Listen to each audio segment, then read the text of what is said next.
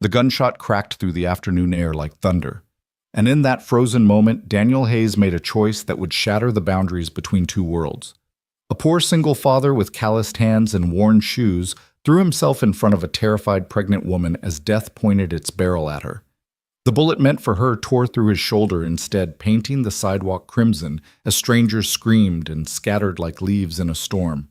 But the woman he saved wasn't just anyone. She was Sophia Lane, heir to a fortune, and her gratitude would transform everything Daniel thought he knew about sacrifice, destiny, and the true meaning of wealth. My friends, this is a story about how one split-second decision on a crowded street corner changed not just two lives, but generations to come. Follow me to the end of this incredible journey, and please comment below which city you're watching from. I'd love to know how far this story of courage has traveled. Daniel Hayes stood at the corner of Madison and 5th, his weathered hands gripping a paper bag containing the last of his weekly groceries, a loaf of discount bread, peanut butter, 2 cans of soup, and a small carton of milk that would have to last until Friday. The September sun beat down mercilessly on the concrete jungle of downtown, making the asphalt shimmer like water. He checked his phone for the third time, 2:47 p.m. 13 minutes to get back to his apartment before Mrs. Chen, his elderly neighbor, had to leave for her doctor's appointment. She'd been watching Emma, his 7-year-old daughter, since noon, refusing to take a penny for her kindness.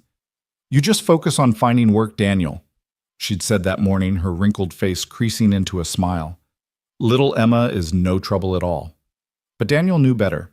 Emma hadn't been no trouble since her mother walked out 2 years ago, leaving nothing but a note that said, "I can't do this anymore." The little girl had nightmares, asked questions Daniel couldn't answer, and sometimes sat by the window for hours watching the street below, as if her mother might suddenly appear. The therapist at the free clinic said it was normal that children processed abandonment differently, but knowing that didn't make it easier when Emma woke up crying at 3 in the morning asking why mommy didn't love them anymore. The job interview at Morrison Construction had been his 5th this month. They'd looked at his resume, 10 years of experience as a carpenter, excellent references, a clean record, and then asked the question that always came, "Can you work overtime weekends?" "We need someone flexible." "I have a daughter," Daniel had answered honestly. "I can work any hours during the school day, and I can arrange childcare for some evenings, but we'll be in touch." They'd said the same words he'd heard from every potential employer. They never were in touch. As he waited for the crosswalk signal to change, Daniel noticed the woman standing beside him. She couldn't have been more than 25, with auburn hair pulled back in an elegant bun and a designer maternity dress that probably cost more than his monthly rent. Her hand rested protectively on her swollen belly, and she kept glancing at her phone with an expression of barely controlled anxiety. Everything about her screamed money, from the diamond earrings catching the sunlight to the leather handbag that bore some Italian name Daniel couldn't pronounce. She was everything he wasn't, everything he'd never be. Yet something in her eyes reminded him of Emma when she was scared of vulnerability that wealth couldn't shield. "Excuse me," she said, suddenly turning to him. Her voice was cultured, refined, but trembling slightly. "Do you know if there's a police station nearby?" Daniel shifted his grocery bag to his other arm. "About 3 blocks north." "Are you all right, miss?" She opened her mouth to answer, then closed it, her eyes darting over his shoulder. The color drained from her face so quickly that Daniel instinctively turned to look. A man in a black jacket was pushing through the crowd about 30 feet away, his right hand buried in his pocket. His eyes locked on the pregnant woman with an intensity that made Daniel's skin crawl. There was something predatory in his movement, something purposeful and wrong. "Miss," Daniel said quietly, his construction worker instincts for danger kicking in. "Do you know that man?" "Oh, God," she whispered, her hand flying to her belly. "Oh, God, he found me. I thought I'd lost him at the—" The man's hand emerged from his pocket, metal glinting in the afternoon sun. Time slowed to a crawl. Daniel saw the gun rise, saw the pregnant woman freeze like a deer in headlights, saw the gunman's finger tighten on the trigger. His grocery bag hit the ground, cans rolling across the sidewalk. His body moved before his mind could process the decision. Muscle memory from years of protecting Emma from falls, from sharp corners, from all the dangers a father's love could shield against. He slammed into the woman, wrapping his arms around her as he spun, putting his back to the gunman. The world exploded in sound and pain. The bullet punched through his shoulder blade like a sledgehammer wrapped in fire, the impact driving him forward. He heard screaming, maybe his, maybe hers, maybe the crowd's, as they tumbled to the concrete together, his body cushioning her fall, even as agony ripped through his nervous system. "Run," someone shouted. "Call 911. "He's got a gun." Daniel's vision swam darkness, creeping in from the edges. The pregnant woman was beneath him, his blood dripping onto her expensive dress. Her eyes were wide with terror and shocked tears streaming down her face.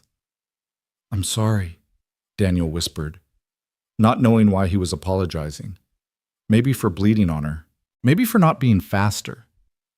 His hand found hers squeezing weakly. "Your baby. Protect your baby. You saved me." She sobbed, cradling his head as sirens wailed in the distance. "You saved us both. Stay with me. Please, stay with me." But Daniel was already falling into darkness, his last coherent thought not of pain or death, but of Emma. Who would make her peanut butter sandwiches now? Who would check under her bed for monsters? Who would tell her that Daddy loved her more than all the stars in the sky? The ambulance arrived in a chaos of flashing lights and shouting paramedics. They worked on Daniel with practiced efficiency, cutting away his shirt, packing the wound-starting IVs. The pregnant woman refused to let go of his hand even as they loaded him onto the gurney. "Are you family?" a paramedic asked her. No, but..." "Then you need to step back, ma'am." "He saved my life," she screamed, her composure finally shattering completely. "That bullet was meant for me. I'm not leaving him." The paramedic looked at her tear-stained face, at her expensive clothes, now soaked with Daniel's blood, at the fierce determination in her eyes. "Are you hurt the baby?" "I'm fine. We're fine because of him. Please, I have to come with you." They let her ride in the ambulance. She held Daniel's hand as the vehicle screamed through traffic, whispering prayers she hadn't said since childhood. The paramedics worked around her, calling ahead to the hospital, speaking in medical codes that meant nothing and everything. GSW to the right shoulder through and through. Possible pneumothorax. Lost maybe a liter BP dropping. ETA 4 minutes. Daniel's eyes fluttered open for a moment, unfocused and glassy with shock. "Emma," he mumbled. "My daughter. Emma." "She'll be okay," the woman promised, though she had no idea who Emma was. "I'll make sure she's okay. What's your name?" "Daniel Hayes." "I'm Sophia," she said, squeezing his hand tighter. "Sophia Lane, you're going to be okay, Daniel. You have to be okay." But his eyes had already closed again, and the heart monitor's beeping grew more erratic. At St. Mary's Hospital, they rushed Daniel straight into surgery.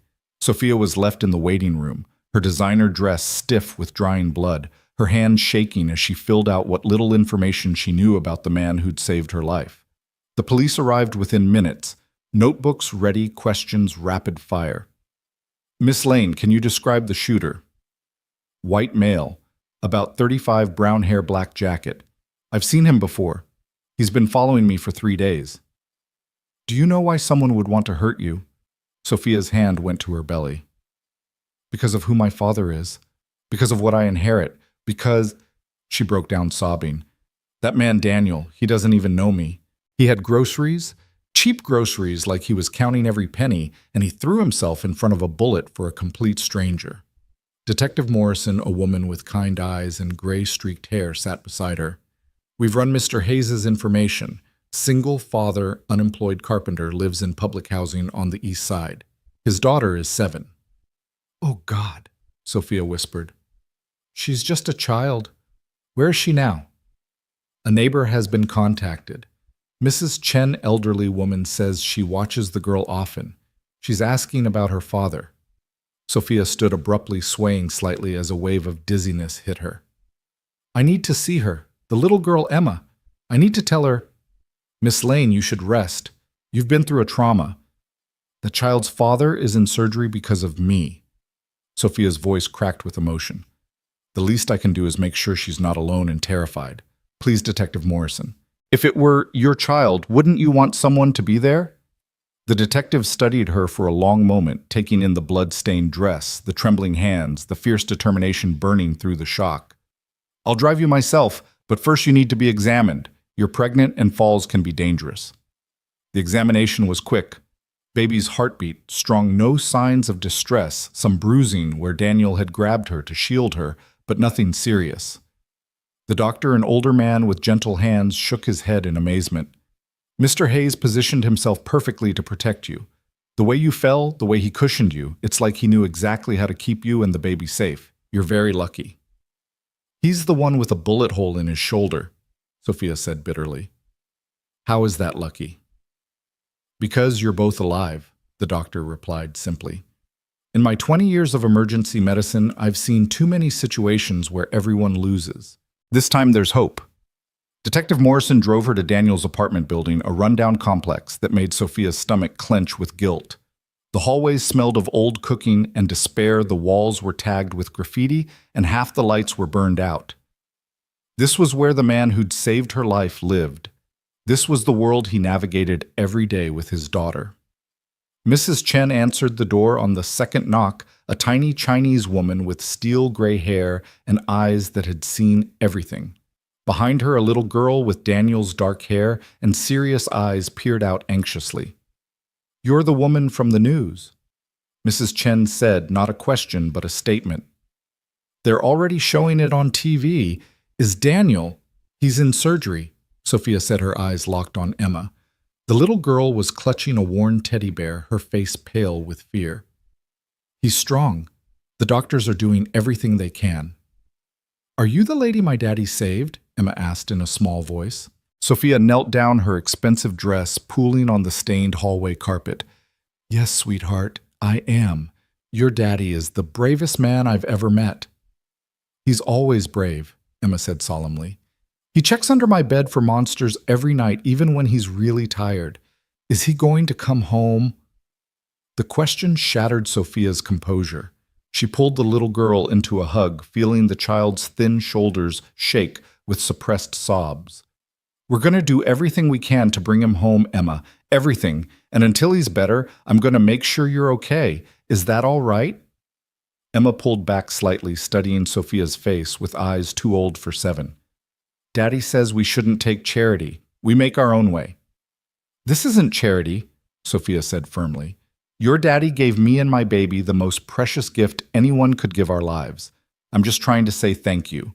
Will you let me try? Emma looked at Mrs. Chen, who nodded encouragingly. Okay, the little girl whispered. But Daddy won't like it. He's proud. I know, Sophia said, standing and taking Emma's small hand in hers. But sometimes being proud means letting people help when you've helped them. Come on, let's go back to the hospital. Your daddy will want to see you when he wakes up. The surgery took 4 hours. 4 hours of Sophia pacing the waiting room with Emma curled up in a chair beside her, the teddy bear clutched tight. 4 hours of Mrs. Chen knitting in the corner, her needles clicking rhythmically like a meditation.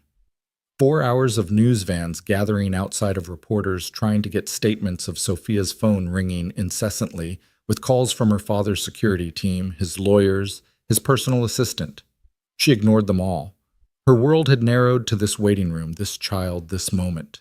When the surgeon finally emerged, still in his scrubs with fatigue etched into every line of his face, Sophia and Emma both jumped to their feet.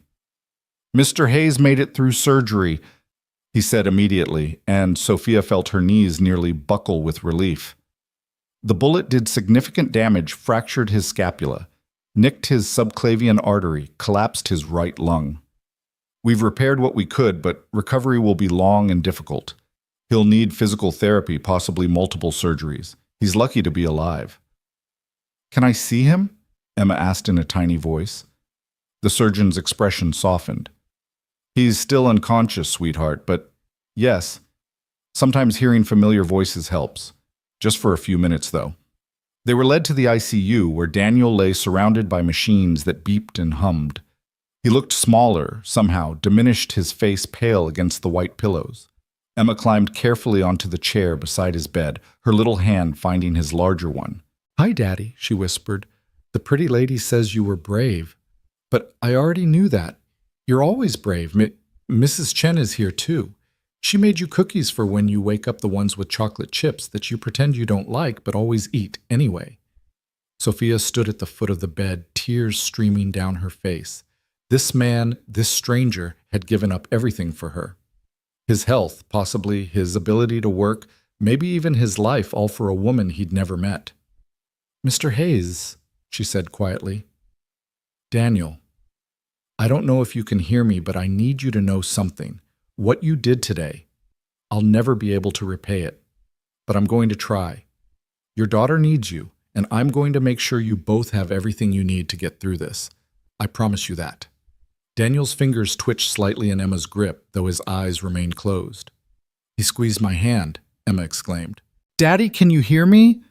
But there was no other response, just the steady beep of the heart monitor and the whisper of the ventilator. Over the next 3 days, Sophia barely left the hospital. She set up a rotation with Mrs. Chen to watch Emma, arranged for food to be delivered, and dealt with the endless stream of police questions, insurance forms, and media requests. The story had exploded across the news: homeless hero saves heiress, single father's sacrifice, a bullet for a stranger. Every channel wanted interviews, exclusive, the inside story. Sophia gave one statement to the press standing outside the hospital with Emma's permission, the little girl's hand in hers. "Daniel Hayes is not just a hero," she said, looking directly into the cameras. "He's a father who wakes up every day and fights for his daughter in a world that's given him very little. He didn't know who I was when he saved me. He just saw a pregnant woman in danger and didn't hesitate. That's the kind of man he is. Now it's our turn, all of us, to show that heroism is recognized, that sacrifice matters, that good men don't face their battles alone." Within hours, donations started pouring in. A GoFundMe page crashed from too much traffic. People sent cards, flowers, toys for Emma, offers of jobs for when Daniel recovered. The overwhelming response seemed to bewilder Emma, who was used to a world where they had to count every penny.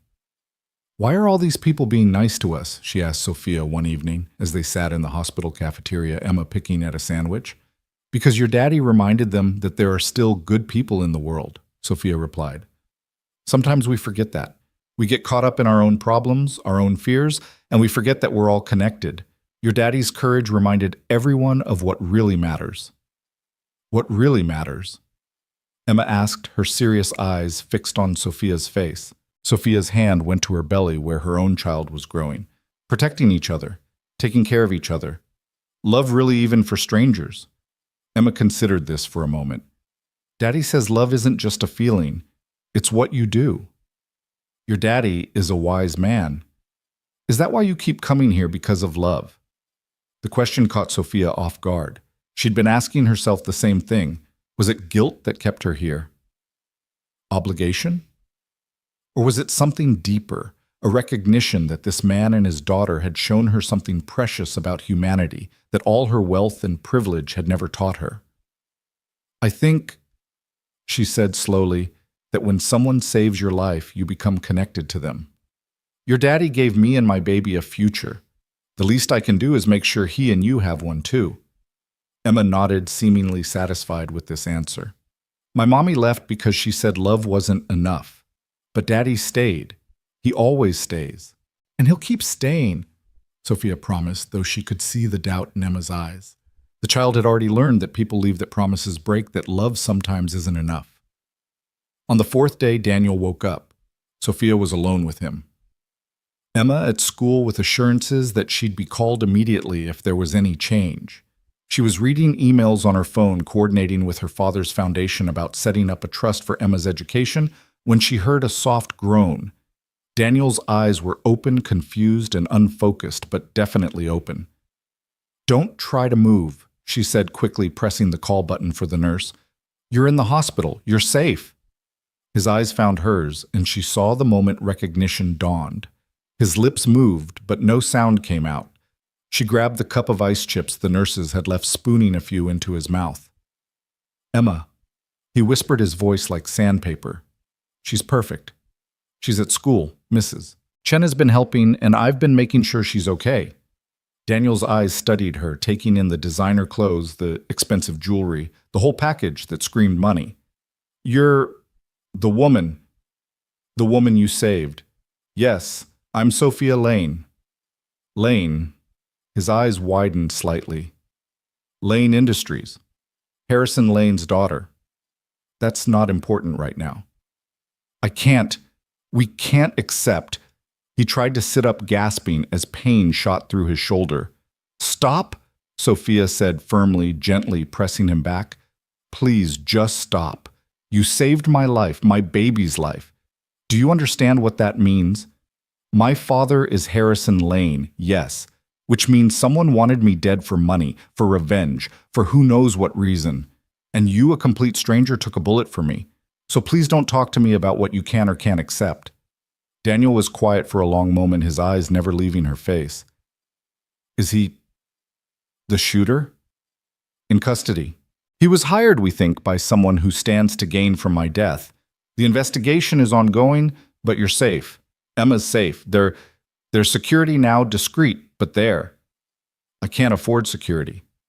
You're not paying for it. My father is. And before you argue, consider this: the man who tried to kill me knows you stopped him. That makes you and Emma potential targets. This isn't charity, Mr. Hayes. It's responsibility. Daniel closed his eyes, and for a moment Sophia thought he'd fallen back asleep. Then he spoke so quietly she had to lean forward to hear him. I didn't even think. I just saw the gun saw you freeze and my body moved, like when Emma was 2 and ran toward the street. You don't think, you just move. That's what makes it heroic, Sophia said softly. The fact that you didn't think, you just acted to protect someone who needed protecting. I'm not a hero. I'm just a father who can't even find a job. You're a father who taught his daughter that love is what you do, not just what you feel. She told me that. 7 years old, and she already knows the most important truth in the world because you taught her. Daniel's eyes opened again, and this time they were clearer, more focused. You've been talking to Emma. Every day. She's remarkable, Mr. Hayes, brave and wise and kind, just like her father. Her mother, Emma, told me. I'm sorry. Don't be. We're better off. I mean, Emma deserves better than a mother who could just walk away, but it still hurts her. She still asks why. What do you tell her? Daniel was quiet for so long that Sophia thought he wouldn't answer. Then, I tell her that sometimes people are broken in ways that love can't fix. That it wasn't about her, wasn't her fault, but I don't think she believes me. She will. When she's older, she'll understand. And she'll know that she had one parent who stayed, who fought for her, who threw himself in front of a bullet for a stranger, because that's who he is. A knock at the door interrupted them. A doctor entered, followed by a man Sophia recognized as her father's personal physician, Dr. Marcus Webb. Miss Lane, your father insisted I consult on Mr. Hayes's case. Dr. Webb said, his tone professional but warm. I've reviewed his charts. With your permission, Mr. Hayes, I'd like to discuss your treatment plan. Daniel looked between them, clearly overwhelmed. I can't afford. Mr. Hayes, Dr. Webb interrupted gently. You saved Harrison Lane's daughter and grandchild. Your medical expenses are covered completely, including rehabilitation and any subsequent surgeries. Mr. Lane was quite insistent on that point. Additionally, he continued, pulling up a chair, we've consulted with the best orthopedic surgeons in the country. Your shoulder will require at least 2 more surgeries for full reconstruction, followed by 6 months of intensive physical therapy. But we believe you can regain full function. Will I be able to work? Daniel asked, and Sophia heard the desperate hope in his voice. I'm a carpenter. I need my arms, my strength. With proper treatment and rehabilitation, yes. It will take time, possibly a year, but yes. Daniel's eyes closed, and Sophia saw tears leak from beneath his lids. A year without work. A year of relying on others. For a man who'd fought so hard to be independent, it must feel like a life sentence. Mr. Hayes, Sophia said quietly, I know what you're thinking, but you're not going to go through this alone. I've already arranged. No. His eyes opened fierce despite the pain medication. No charity. I won't have Emma growing up thinking, well, thinking what? That when her father saved 2 lives, those lives were grateful. that heroism is recognized and rewarded, that good deeds create ripples of good in return. Sophia's voice rose slightly, frustration creeping in. Your pride is admirable, Mr. Hayes, but right now it's also stupid. The room went silent. Dr. Webb cleared his throat uncomfortably and excused himself, saying he'd return later to discuss specifics. Daniel stared at Sophia and she stared back, refusing to back down. You don't understand, he finally said. I've been on my own since I was 16. Foster care before that. I've never had anyone to rely on, never had backup.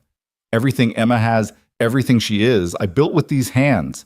He raised his left hand, slightly grimacing at the movement. Taking help. It feels like failure. No, Sophia said firmly. Refusing help when your daughter needs you to heal, that would be failure. I'm not offering charity, Mr. Hayes. I'm offering partnership. You saved my child's life before they were even born.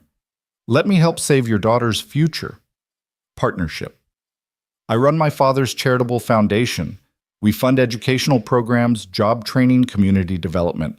I want to create a scholarship program, the Daniel Hayes Fund, for single parents in education. You'd be our first recipient, but not our last. You could go back to school, get your contractor's license, start your own business, and when you're successful, which you will be, you'll help fund the next parent who needs a chance. Daniel was quiet, processing. You don't need to create a whole program just for, I'm creating it because you showed me something I'd forgotten living in my bubble of privilege. There are thousands of parents like you, Mr. Hayes. Good people, hard workers held back by circumstances beyond their control. One medical bill, one car breakdown, one lost job away from disaster. Your sacrifice reminded me why my family has money to make a difference. Before Daniel could respond, the door burst open and Emma ran in, still in her school uniform, Mrs. Chen hurrying behind her. Daddy! Emma threw herself at the bed, stopping just short of jumping on him. You're awake. I drew you pictures, and Ms. Johnson says you're a hero, and Bobby Martinez says his dad saw you on TV, and... Slow down, baby girl, Daniel said, his good arm reaching out to pull her close. I'm okay. Everything's okay. Emma's face crumpled, and suddenly she was crying. Great gulping sobs as 2 weeks of fear and uncertainty came pouring out. I thought you were going to die like Mommy left and I'd be all alone and... Never, Daniel said fiercely, holding her as tight as his injuries allowed. You hear me, Emma Marie Hayes? I will never leave you. Never. I'll fight through anything to stay with you. Sophia stepped back, giving them space, but Emma looked up and held out her free hand to her. Sophia stayed, she told her father. Even when the doctor said you might not wake up, she stayed. Daniel looked at Sophia over his daughter's head, and she saw something shift in his expression. The walls he'd built, the pride that kept him isolated, she saw them crack just a little. Thank you, he said simply. No, Sophia replied, her hand on her belly. Thank you. The next weeks blurred together in a symphony of small victories and setbacks. Daniel's first surgery to repair additional ligament damage. Emma's birthday celebrated in the hospital cafeteria with a cake Sophia had specially made. The news coverage dying down, replaced by other tragedies, other heroes. The quiet moments when Sophia would sit with Daniel during his physical therapy, watching him grit his teeth through the pain, determined to regain function. Why do you keep coming? He asked one afternoon after a particularly brutal session that left him gray-faced and sweating. You have your own life, your own baby to prepare for. Sophia considered the question. She'd been asking herself the same thing. Her father thought she was traumatized, fixated on Daniel because of survivor's guilt. Her therapist suggested she was sublimating her fear about the assassination attempt into a need to control Daniel's recovery. Her friends thought she was either crazy or playing out some romance novel fantasy, but the truth was simpler and more complex than any of that. Because you saw me, she said finally, not Sophia Lane heiress, not Harrison Lane's daughter, not a bank account or a news story. You just saw a scared pregnant woman who needed help. Do you know how rare that is in my world, to be seen as just human? Daniel shifted uncomfortably in his wheelchair. They were in the hospital garden, autumn sun filtering through the leaves. Emma was at school, and for once they were alone without nurses or doctors or Mrs. Chen's watchful presence. That's not, and because Emma needs to see that good deeds matter, that when someone does something extraordinary, the world responds. She's been let down by so many people already. She needs to believe in goodness. She believes in you, Daniel said quietly. She talks about you constantly. Sophia said this, Sophia thinks that. You've become her hero. Her father is her hero. I'm just a friend. Are you? Daniel's dark eyes studied her intently. A friend? The question hung between them, loaded with implications neither was ready to explore. Sophia was still dealing with the trauma of the assassination attempt, still trying to figure out who wanted her dead and why. Daniel was focused on healing, on providing for Emma, on maintaining his dignity in a situation that stripped it away daily. But there was something there, a connection forged in blood and sacrifice that went beyond gratitude or obligation. I'd like to be, Sophia said carefully, if you'll let me. Daniel was quiet for a long moment, watching the leaves fall. I don't know how to be friends with someone like you. We're from different worlds. No, Sophia said firmly. We're from the same world. The one where parents will do anything for their children. The one where courage matters more than money. The one where a 7-year-old girl can lose her mother and still believe in love because her father teaches her every day what it looks like. Daniel's jaw tightened and she saw him blink rapidly. You make me sound better than I am. I make you sound exactly as you are. You just can't see it because you're too busy surviving to realize you're extraordinary. Before Daniel could respond to Sophia's words about him being extraordinary, his physical therapist arrived, wheeling him back inside for another grueling session. But her words echoed in his mind as he struggled through the exercises, as his shoulder screamed in protest, as sweat dripped down his face despite the pain medication that never quite dulled everything. The assassination attempt had changed everything yet in the quiet moments between treatments. Between Emma's visits, between Sophia's unexpected presence in their lives, Daniel found himself grappling with more than just physical recovery. He was confronting the walls he'd built around his heart, walls that had kept him and Emma safe, but also isolated walls that Sophia seemed to walk through as if they were made of mist. 3 weeks into his recovery, Detective Morrison arrived with news that shifted everything again. She found Daniel in his room, Sophia beside him going through job training programs on her tablet, while Emma did homework in the corner. We've made an arrest, Morrison said without preamble. Not just the shooter, the person who hired him. Sophia's face went pale. Who?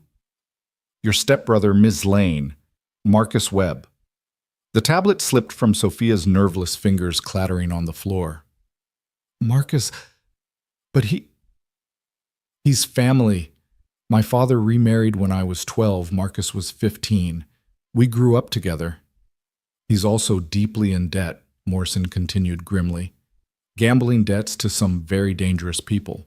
Your father's will leaves everything to you and your child. If something happened to you before the baby was born, it would all go to my father, Sophia whispered. And if something happened to him, Marcus would inherit as the only other legal heir.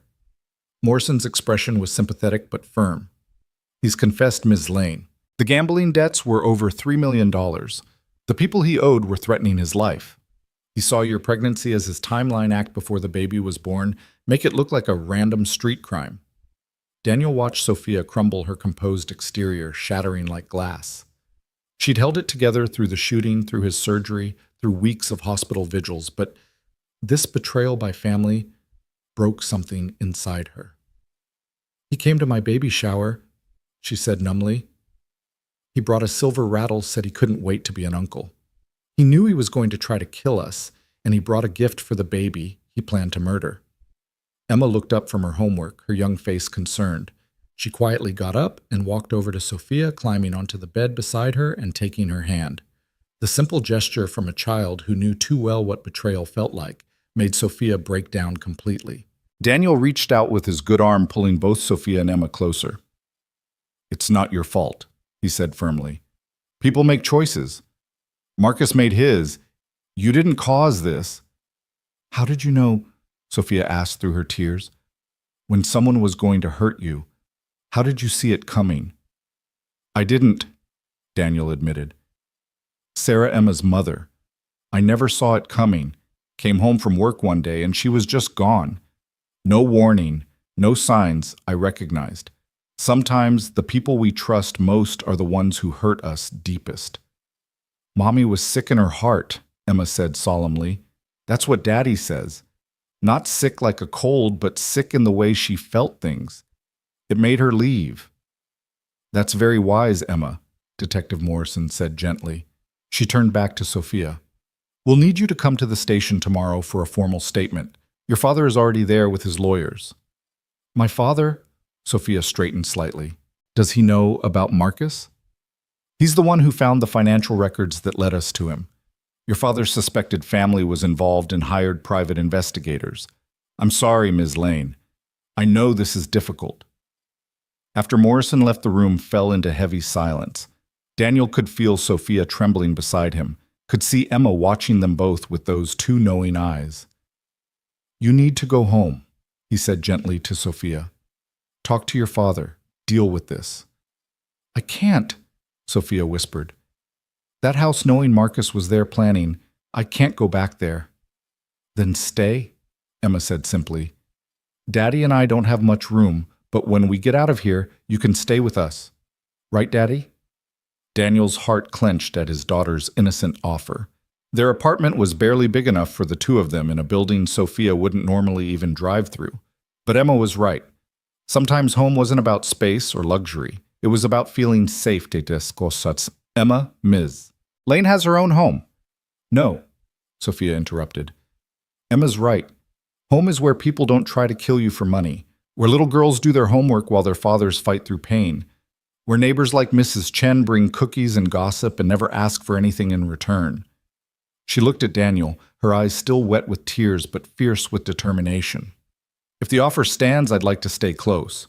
Not in your apartment, I'll find my own place nearby, somewhere I can start over, somewhere my baby can grow up knowing what real courage looks like. Daniel wanted to protest, to point out the obvious problems with a billionaire's daughter moving to the east side, but something in Sophia's expression stopped him. She'd lost her family today, discovered that blood meant nothing when money was involved. She needed something real to hold on to. There's a unit available in our building, he heard himself saying. 2 bedrooms. The Johnsons just moved out. It's nothing like what you're used to. Good, Sophia said firmly. What I'm used to almost got me killed. Over the next week, Sophia threw herself into transformation with the same intensity she'd once applied to charity galas and board meetings. She hired movers to pack up her penthouse, put most of her belongings in storage, and kept only what she needed. She met with lawyers to restructure her inheritance, creating trusts and foundations that Marcus could never have touched. She visited Daniel every day, but now there was a different energy to her presence, not the desperate gratitude of a saved victim, but the determined rebuilding of a survivor. You're running, Daniel said one afternoon, watching her direct furniture delivery to her new apartment via video call on her phone. You don't have to live like us to prove something. I'm not running, Sophia corrected, wincing as she watched the mover struggle with a crib up the narrow stairs. I'm choosing. For the first time in my life, I'm choosing based on what I want, not what's expected. Do you know what it's like to have every decision made for you? What school to attend, who to date, where to live, what charity to support. Even this baby. She touched her belly. The father was someone my dad approved of. Investment banker, good family, perfect on paper. When I told him I was pregnant, he offered to pay for it to go away because a baby would interfere with his promotion timeline. Daniel's jaw tightened. Where is he now? London. We ended things months ago. He doesn't even know someone tried to kill me. Probably wouldn't care if he did one less complication. She smiled bitterly.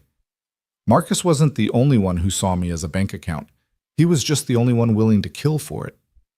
That's not true, Daniel said quietly. Emma doesn't see you that way. Mrs. Chen doesn't. I don't. No, Sophia agreed, her expression softening. You saw a pregnant woman who needed help. That's all. That's everything. Daniel's second surgery was scheduled for the following Monday. The surgeon, Dr. Webb, explained it would be more complex than the first, requiring grafts to repair tendon damage. Recovery would be longer, more painful. Emma clung to him the night before, afraid to let go. What if something goes wrong? She whispered into his chest. What if you don't wake up like last time? I'll wake up, Daniel promised, stroking her hair. I've got too much to wake up for. You for starters.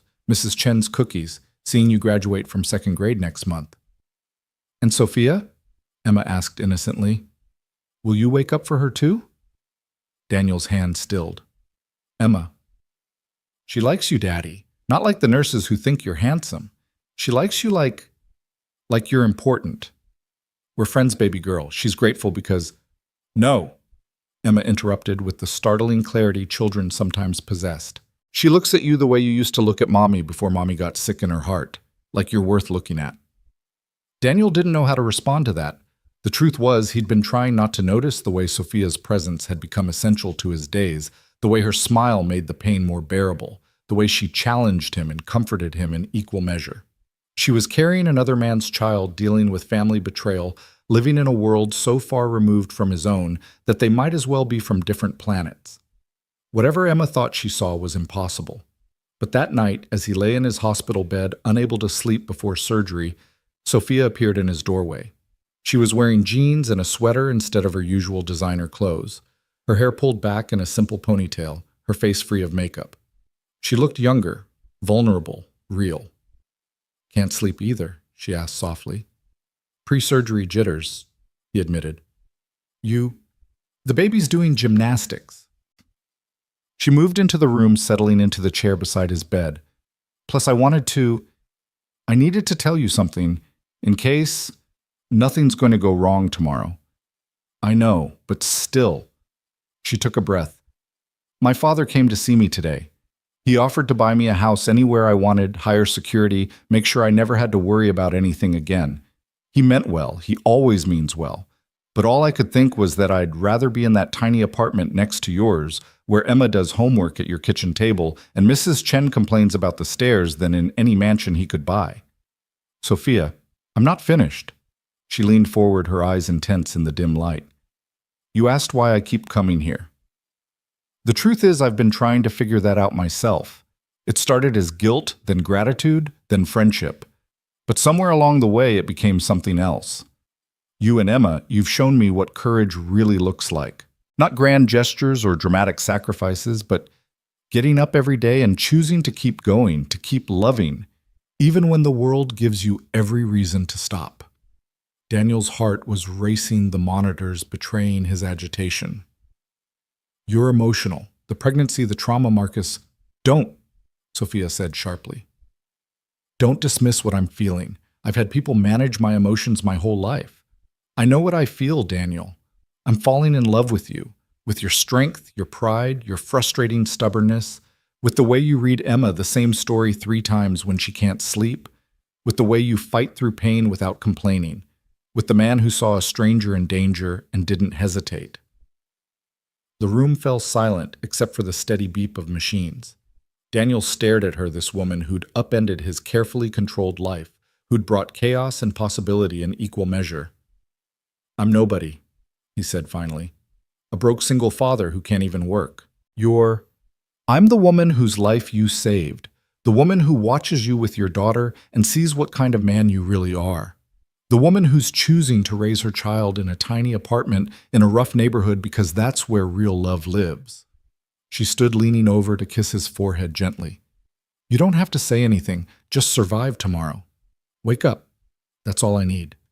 She left before he could respond, leaving him alone with the thundering of his heart and the impossible hope blooming in his chest. The surgery was longer than expected.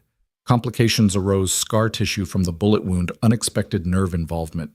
Emma sat in the waiting room with Sophia and Mrs. Chen doing her homework with determined focus, as if normal activities could guarantee normal outcomes.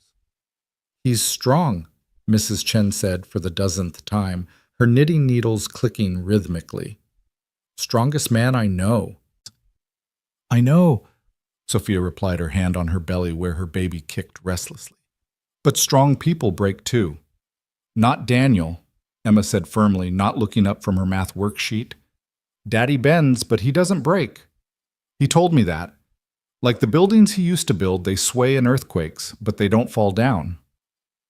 7 hours. 7 hours of surgery, of waiting, of Emma's quiet faith and Sophia's silent prayers, and Mrs. Chen's endless knitting. When Dr. Webb finally emerged exhausted but smiling, they all stood as one. "He did beautifully," the doctor said immediately. "We were able to repair more damage than anticipated. The nerve involvement was tricky, but we believe we've restored full function. Recovery will be long, but his prognosis is excellent." Emma burst into tears of relief, throwing herself into Sophia's arms. Mrs. Chen muttered prayers in Mandarin, her weathered hands clasped together. Sophia held Emma tight, her own tears falling freely. "Can we see him?" Emma asked. "He'll be unconscious for several hours, but yes, briefly." In recovery, Daniel looked even more vulnerable than before, his shoulder, completely immobilized, tubes and wires everywhere. Emma climbed carefully onto the bed beside him, whispering about her math test and the new boy in class who ate paste. Sophia stood back watching them, her heart so full it hurt. "He loves you, you know," Mrs. Chen said quietly beside her. "He just doesn't know how to love someone who doesn't need him." "Everyone needs love," Sophia replied. "Yes, but Daniel needs to be needed. It's how he shows love, by being necessary. You have to teach him that wanting someone is just as important as needing them." The old woman's wisdom hit deep, and Sophia found herself thinking about it over the next weeks as Daniel recovered. He was frustrated by his limitations, angry at his dependence, pushing himself too hard in physical therapy. He was pulling away from her, rebuilding the walls she'd thought were coming down. "You should find a better place," he said one afternoon, 2 weeks post-surgery. "This neighborhood isn't safe for you and the baby." "We've been fine," Sophia countered. She was 8 months pregnant now, moving slower but still coming to every therapy session. "Emma walks me home from the bus stop every day. Mrs. Chen teaches me to cook. The Rodriguez family invited me to their daughter's quinceañera. I'm more at home here than I ever was in my penthouse." "This isn't your world, Sophia." "No, then what is my world? The one where my stepbrother tried to murder me, where my ex-boyfriend saw our child as an inconvenience, where people smile at my face while calculating my net worth." She moved closer, awkward, with her belly between them. "This is my world now, Daniel, the one I choose. The one where people share what little they have instead of hoarding what they don't need. The one where you exist." "I'm your charity case," he said bitterly. "Your project. Save the poor single father feel better about your privilege." The words were meant to hurt, and they did. Sophia stepped back as if slapped. "Is that really what you think? I think you're pregnant and scared and grateful and confused. When the baby comes, when you remember who you are, you'll leave. Just like—" He stopped, but the damage was done. "Just like Emma's mother," Sophia finished quietly. "You think I'm just another woman who'll abandon you when things get hard." "Aren't you?" Daniel's eyes were hard defensive. "Look at you, Sophia. Look at where you are. You're playing at being poor, but you could leave any time. One phone call to Daddy, and you're back in your castle." "You're right," Sophia said, her voice deadly calm. "I could leave. I have choices Sarah didn't have. But here's what you're missing, Daniel. I choose to stay. Every day I choose this, not because I have to, not because I'm trapped, but because this is where I want to be. With you, with Emma, with this community that's shown me more kindness than any country club ever did." "Why?" The word tore from him raw and desperate. "Why would you choose this, choose us?" "Because you make me brave," she said simply. "Because Emma makes me laugh. Because Mrs. Chen makes me feel like family. Because when I walk into your apartment, I'm not Sophia Lane the heiress. I'm just Sophia who burns rice and can't figure out Emma's math homework and watches you sleep sometimes because even in pain you look peaceful." Daniel stared at her, his defenses crumbling. "You watch me sleep. Sometimes, when the nightmares wake me up, the ones where the bullet doesn't miss." She moved closer again carefully. "I know you're scared. I know trusting someone who could leave is terrifying. But Daniel, everyone could leave. The only difference between me and anyone else is that I have more resources if I choose to stay. And if you don't, then you'll survive just like you did before. But I'm betting on something different. I'm betting on us." Before Daniel could respond, Emma burst through the door, home from school with a paper clutched in her hand. "Daddy. Sophia. Look. I got Student of the Month. They're putting my picture on the wall and everything." The moment shattered and reformed around Emma's joy. Daniel's face transformed pride, pushing away the fear and anger. That's amazing, baby girl. Come here, show me. Emma climbed onto his good side, chattering about the ceremony and the certificate and how Bobby Martinez was jealous. Sophia watched them, her hand on her belly, and made a decision. We should celebrate, she announced. Pizza tonight, my treat, and Emma gets to pick the movie. Can Mrs. Chen come? Emma asked hopefully. Of course, it's not a party without Mrs. Chen. That evening, crowded into Daniel's tiny apartment with pizza boxes and Disney movies, something shifted. Maybe it was Emma falling asleep against Sophia's shoulder. Maybe it was Mrs. Chen regaling them with stories of her youth in China. Maybe it was the way Daniel's hand found Sophia's across the couch, tentative but sure. Stay, he whispered later after Emma was in bed and Mrs. Chen had gone home. Not tonight, not like that. But stay. In our lives, in this messy, complicated, impossible thing we're building. I was never planning to leave, Sophia whispered back. 3 weeks later, Sophia's water broke in the middle of Emma's dance recital. She tried to hide it at first, not wanting to disrupt Emma's big moment, but Daniel noticed her grip tightening on his good hand, saw the way she was breathing carefully through her nose. Hospital, he whispered. After Emma's solo, now. They slipped out as quietly as possible, but Emma saw them leaving from the stage. Instead of being upset, she grinned and gave them a thumbs up, continuing her dance with even more enthusiasm. She knows, Sophia gasped through a contraction. She's been watching you like a hawk for days. Kids got instincts.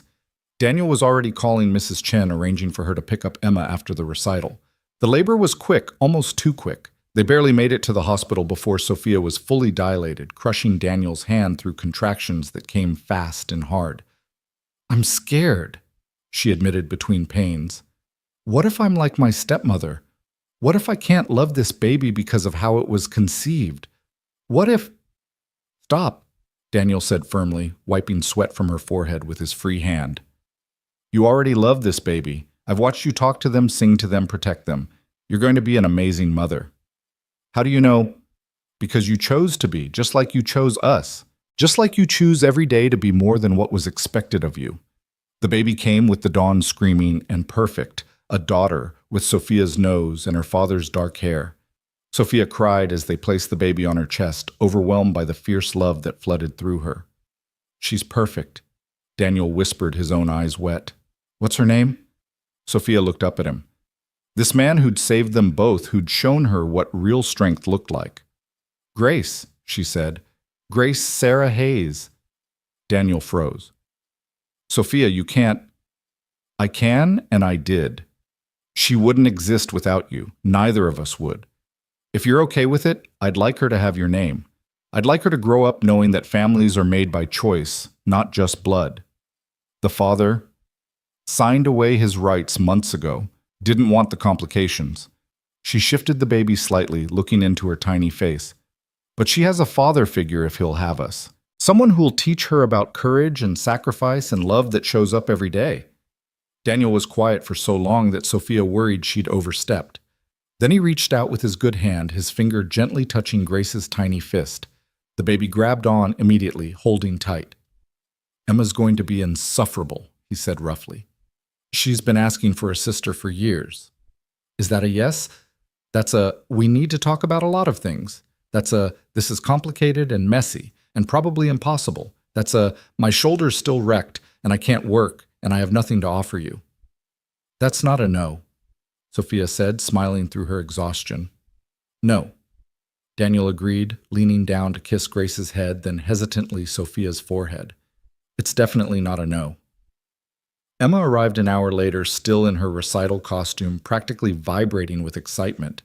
Mrs. Chen had to physically restrain her from jumping on the bed. Is that my sister? She demanded. Can I hold her? What's her name? Does she like me? Her name is Grace, Sophia said carefully, transferring the baby to Emma's waiting arms. Grace Sarah Hayes, and I think she already loves you. Emma's eyes went wide. She has our name like she's really ours. If you'll have us, Sophia said carefully. Both of us. Emma looked between Sophia the baby and her father, her 7-year-old face serious with consideration. Are you going to marry my daddy? Emma, Daniel protested, but his daughter ignored him. Because if you are, you should know he snores, and he can't cook anything but scrambled eggs, and he cries at the end of Toy Story 3. But he also tells the best bedtime stories, and he never forgets promises, and he loves really, really big. Those are good things to know, Sophia said solemnly. And if you're going to be my mom, you should know I don't like broccoli, and sometimes I have bad dreams, and I still miss my first mom even though she left. Emma's voice got smaller. Is that okay?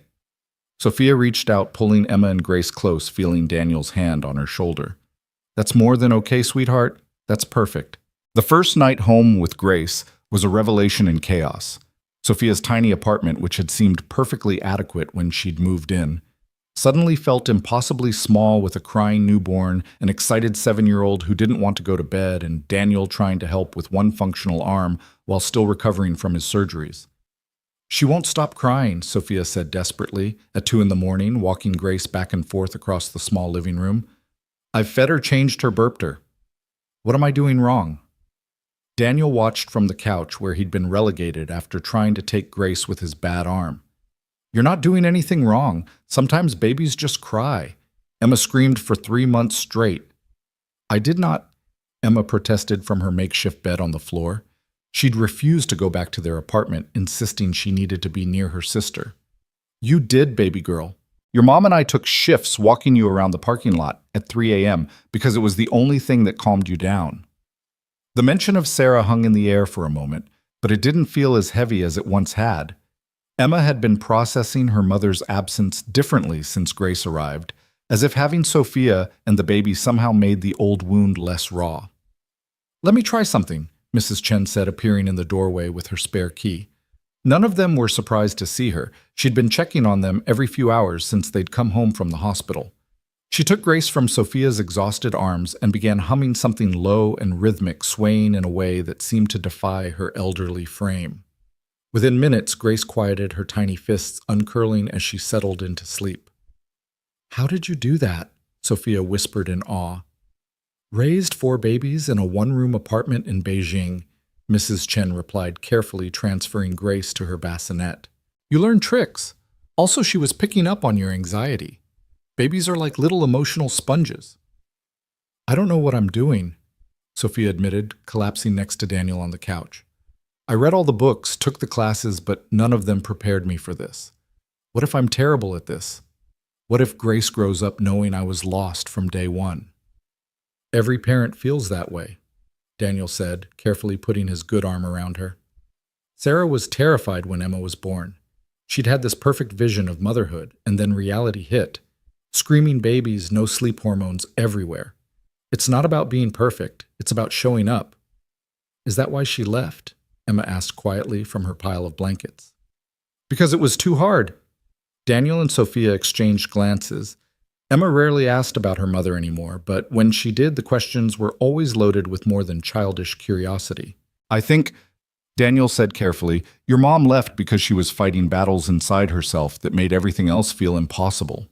It wasn't about you being too hard to love Emma. It was about her not knowing how to love herself.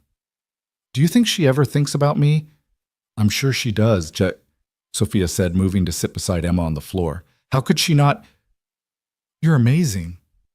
But thinking isn't the same as staying, Emma said with that devastating clarity she sometimes possessed. No, Daniel agreed. It's not. But that's why we hold on tight to the people who do stay. Emma looked at Grace sleeping peacefully in her bassinet, then at Sophia and her father. We're staying, right? All of us. All of us. Sophia confirmed, pulling Emma close. The next weeks blurred together in a haze of feedings and diapers and Daniel's physical therapy appointments. Sophia's father had tried to hire a night nurse, a nanny, any kind of help, but Sophia had refused. She wanted to do this herself to prove she could, to build something real from the ground up the way Daniel had with Emma. But it was harder than she'd imagined. Grace was colicky, crying for hours in the evening. Emma was acting out at school, jealous of the attention the baby required. Daniel was frustrated by his limitations, unable to help as much as he wanted, while his shoulder slowly healed. This isn't working, Sophia said one evening, Grace screaming in her arms while Emma sulked over homework and Daniel struggled to open a jar of baby food with one hand. I'm failing at all of this. You're not failing, Daniel said, finally getting the jar open. You're learning. There's a difference. I should have stayed in my world, Sophia said bitterly. Hired help made it easy. What was I trying to prove? That you're more than your money, Emma said suddenly, looking up from her math worksheet. That's what Daddy said. He said you wanted to prove you could be a real mom without all the fancy stuff. I said that. Daniel looked embarrassed. To Mrs. Chen, I heard you talking. Emma came over to Sophia, gently touching Grace's red face. You know what helps singing, not lullabies, but regular songs. Mom used to sing pop songs to me when I was crying. Dad said it was weird, but it worked. Sophia looked at this little girl who'd lost so much but kept offering love, kept trying to help. What should I sing? Something you like. Something that makes you happy. So Sophia started singing some half-remembered pop song from college badly and off-key. But Grace's cries started to hiccup, then quiet her huge eyes focusing on her mother's face. See, Emma said proudly, you're not failing, you're just learning our tricks. That night after both girls were asleep, Daniel and Sophia sat on the fire escape, the city sprawling below them. His shoulder was still immobilized, but he was getting stronger every day, the color returning to his face, the light to his eyes. I need to tell you something, Sophia said quietly. My father's lawyers called today. Marcus took a plea deal, 25 to life. He gave up his co-conspirators in exchange for protective custody. Daniel was quiet for a moment. How do you feel about that? Relieved, sad, angry? She leaned against his good shoulder. He was my brother for 13 years. We weren't close, but I thought family meant something. Family isn't blood, Daniel said firmly. Family is choice. Mrs. Chen isn't related to us, but she's more grandmother to Emma than her biological grandparents ever were. You're not related to Emma, but you're becoming her mother. Grace has my name, but not my DNA, and I already love her like she's mine. Do you? Sophia looked up at him. Love her. How could I not? She's part of you. She's evidence of your courage, your choice to keep going even when her father walked away. Every time I look at her, I see your strength. When I look at her, I see your sacrifice, Sophia admitted. Without you, she wouldn't exist. That bullet would have found us both. They sat in comfortable silence, the city noise a distant symphony below them. Then Daniel spoke, his voice careful and measured. My shoulder's getting better. Doc says maybe 3 more months of PT and I can start light work. I've been thinking about what comes next. And I can't go back to construction, not the heavy stuff anyway. But I've been talking to a guy about furniture making, custom pieces, restoration work. It's delicate enough that my shoulder can handle it, and the pay's decent once you build a client base. That sounds perfect, Sophia said enthusiastically. You're so good with your hands, and Emma says you used to whittle little animals for her. The thing is, I'd need startup money, tools, workspace materials. I've never taken a loan in my life, always paid cash for everything, but I'm thinking maybe it's time to bet on myself. I could, Sophia started, but Daniel cut her off. No, I need to do this myself, or at least the traditional way. Bank loan, business plan, the whole thing. I need to know I can still provide, still be the man Emma deserves. The man you both deserve. Daniel, you don't have to prove anything. Yes, I do. To myself, if no one else. I've spent 2 years scraping by telling myself it was temporary, that something would change. Then you came along and everything did change, but I can't be the guy who lives off his girlfriend's money. I need to be a partner, not a project. Sophia wanted to argue, to point out that money was just a tool, that his pride was getting in the way of practicality. But she understood pride. She'd walked away from her father's fortune to prove something too. Okay, she said simply. But I have conditions. Conditions. First, you let me be your first customer. I need furniture for the apartment anyway, and I want pieces with a story. Second, you let me help with the business plan. I may have walked away from my trust fund, but I still know how to make a proposal that banks will love. Third, you stop calling me your girlfriend and admit what we really are. Which is, Sophia turned to face him, fully careful of his shoulder. We're a family, Daniel. Messy and complicated and unconventional, but a family. Grace has your name. Emma calls me Mom when she thinks I'm not listening. Mrs. Chen refers to us as the Hayes family, to everyone in the building. The only people not admitting it are us. Daniel's good hand came up to cup her face, his thumb tracing her cheekbone. You know what admitting it means, right? It means I'm all in. It means I fight for us the way I fight for Emma. It means when things get hard, and they will, we work through it instead of walking away. I know, Sophia whispered. It means choosing each other every day, even when it's difficult, especially when it's difficult. Is that what you want? A broken-down carpenter with a sketchy shoulder and more baggage than an airport. I want the man who jumped in front of a bullet for a stranger, the father who reads 3 bedtime stories even when he's exhausted. The neighbor who fixes Mrs. Chen's leaky faucet without being asked. I want you, Daniel Hayes, exactly as you are. He kissed her, then their first real kiss, careful and tender and full of promise. When they pulled apart, both were breathless. I love you, he said simply. I've been fighting it, telling myself it was too soon, too complicated, too everything. But I love you, Sophia Lane. I love you too, she replied. And just so we're clear, I'm keeping Lane professionally. The foundation is doing too much good to rebrand now. But personally, I think Sophia Hayes has a nice ring to it. Eventually, when you're ready. When we're ready, he corrected. This is a partnership, remember. A cry from inside interrupted them. Grace was awake and hungry. But as they climbed back through the window, Daniel helping Sophia with his good arm, neither felt the exhaustion that had been weighing them down. They felt like what they were, a family, finding its rhythm. The next morning brought unexpected challenges. Emma woke up with a fever. Grace had a diaper rash that made her scream at every change, and the apartment's hot water heater chose that exact moment to break. By noon, everyone was miserable. I'll call a plumber, Sophia said, reaching for her phone. No need, Daniel said, grabbing his toolbox. I can fix it. With one arm. I'll manage. Emma, baby girl, you stay in bed. Sophia, can you handle both girls for an hour?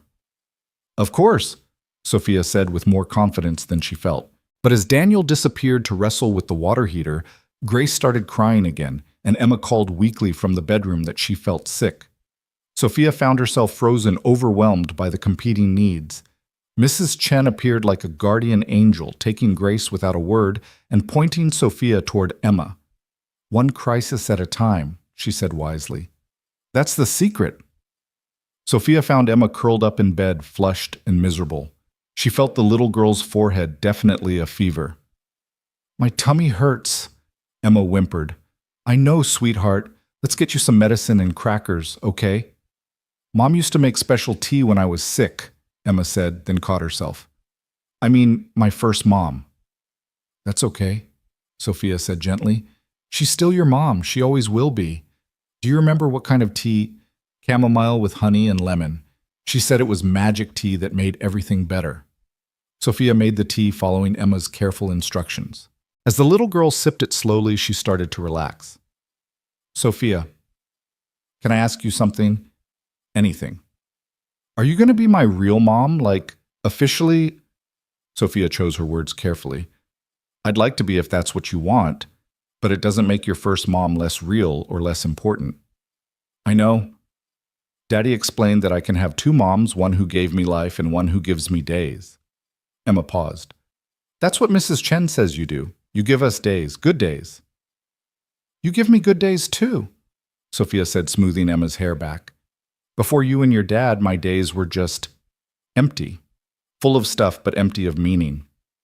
That's sad. It was, but not anymore. By the time Daniel emerged from the basement covered in grime, but victorious, Emma's fever had broken, and Grace was sleeping peacefully in Mrs. Chen's arms. He found Sophia in the kitchen, making soup from scratch, something Mrs. Chen had been teaching her. Hot water's fixed, he announced. Only took 1 arm and a lot of creative cursing. My hero, Sophia said, standing on her toes to kiss his cheek, avoiding the grease smudges. Emma's feeling better. Your magic tea recipe worked. Sarah's recipe. Daniel corrected, then paused. Is that weird? Talking about her. No, she's part of your story, part of Emma's story. We don't have to erase her to move forward. Daniel pulled her close with his good arm. How did you get so wise? I had good teachers. A little girl who sees the world clearly, an elderly woman who's lived through everything, and a man who shows me every day that strength isn't about being perfect, it's about keeping going. Speaking of keeping going, Mrs. Chen interrupted from the doorway, this baby needs her mother, and I need my afternoon nap. As Sophia took Grace, Mrs. Chen patted Daniel's good shoulder.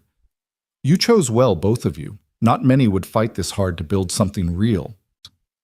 That evening, with Emma feeling better and Grace finally settled, they received an unexpected visitor. Harrison Lane stood in their doorway, his expensive suit making him look like he'd been teleported from another world. Daddy, Sophia said, shocked. He'd never come to the building before, always sending cars or meeting her elsewhere. I needed to see where you're living, he said, his eyes taking in the small apartment, the second-hand furniture, the toys scattered on the floor. To understand. Understand what?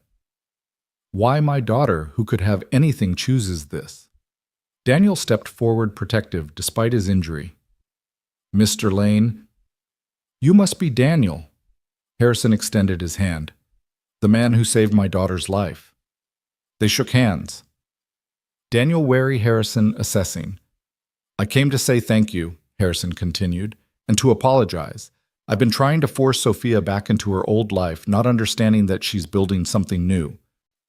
He looked around again, his gaze landing on Emma peeking out from behind the bedroom door. Something real. Would you like some coffee, Mr. Lane?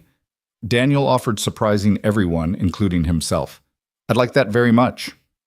As they sat around the small kitchen table, Grace and her bouncer and Emma gradually creeping closer to investigate this grandfather figure, Harrison told them something unexpected. I grew up poor, he said simply. Poorer than this. My father worked 3 jobs my mother took in laundry. I built my empire because I never wanted to feel that helpless again. But somewhere along the way, I forgot that the best parts of my childhood weren't about what we didn't have. They were about what we did. Family dinners at a cramped table, my mother singing while she worked, my father teaching me to fix things with my hands. Is that why you're really here? Sophia asked. I'm here because I'm dying, Harrison said quietly. The words fell like stones into still water ripples spreading through the room. What? Sophia gasped. Pancreatic cancer, stage 4. My doctors give me 6 months, maybe 8, with treatment. He held up a hand as Sophia started to speak. I've known for 3 months. I didn't want to tell you while you were pregnant, and then with everything that happened with Marcus. Dad, no. Sophia whispered, tears streaming down her face. It's okay, sweetheart. I've made my peace with it, but I realized I was trying to force you back into my world because I was afraid of dying without making sure you were secure. I forgot that security isn't about money. It's about this. He gestured around the table. It's about people who love you without conditions. Daniel reached for Sophia's hand under the table, squeezing tight. There are things we need to discuss, Harrison continued. The company, the foundation, the trusts, but not tonight. Tonight I just want to sit with my daughter and meet the family she's chosen. Emma, who'd been listening with wide eyes, suddenly spoke up. Are you sick like my first mom was sick? Harrison looked at the little girl with surprise. No, sweetheart. My body is sick, not my heart or mind. That's good, Emma said solemnly. Body sick can be fixed sometimes. Heart sick is harder. You're very wise for someone so young. I've had to be, Emma said simply. And something in Harrison's expression shifted, recognizing a kindred spirit. They talked until late. Harrison sharing stories of Sophia's childhood that made her blush.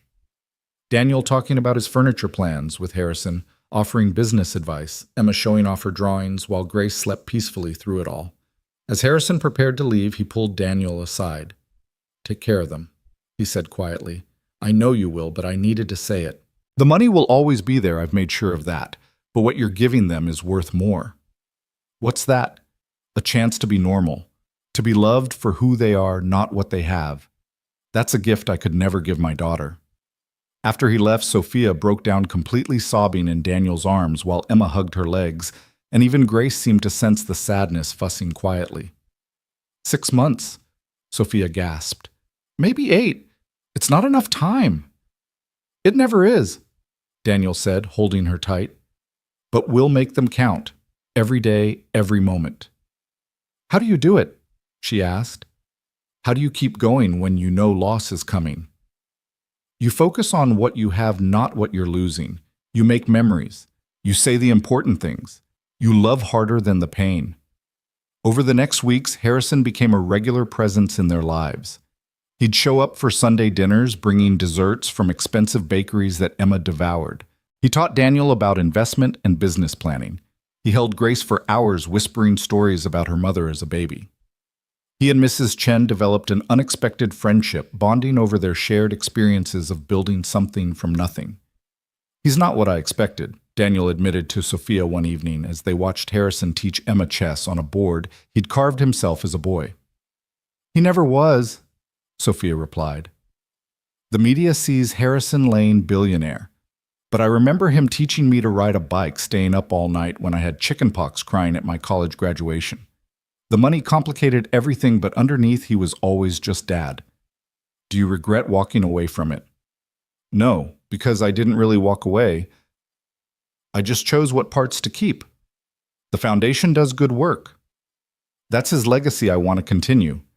But this life, our life, this is what I choose for myself. Daniel's business plan was approved by the bank 3 weeks later with a loan that would let him rent a small workshop and buy basic equipment. Harrison had offered to invest, but Daniel had politely declined, needing to do this on his own terms. Harrison respected that, though he did become Daniel's first official customer, commissioning a dining table for his apartment. I want something that will outlast me, he said simply. Something Grace can inherit that has both her father's hands in it.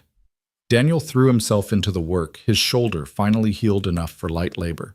He spent long hours in the workshop crafting not just a table, but a work of art, each joint perfect, each surface smooth as silk. Emma would do her homework at the workbench while he worked Grace in her carrier nearby, Sophia bringing dinner so they could eat together. This is nice, Emma said one evening, looking around the sawdust-covered space. It feels like home. A workshop feels like home, Sophia asked, amused. No, being together feels like home, doesn't matter where. The truth of it hit them all.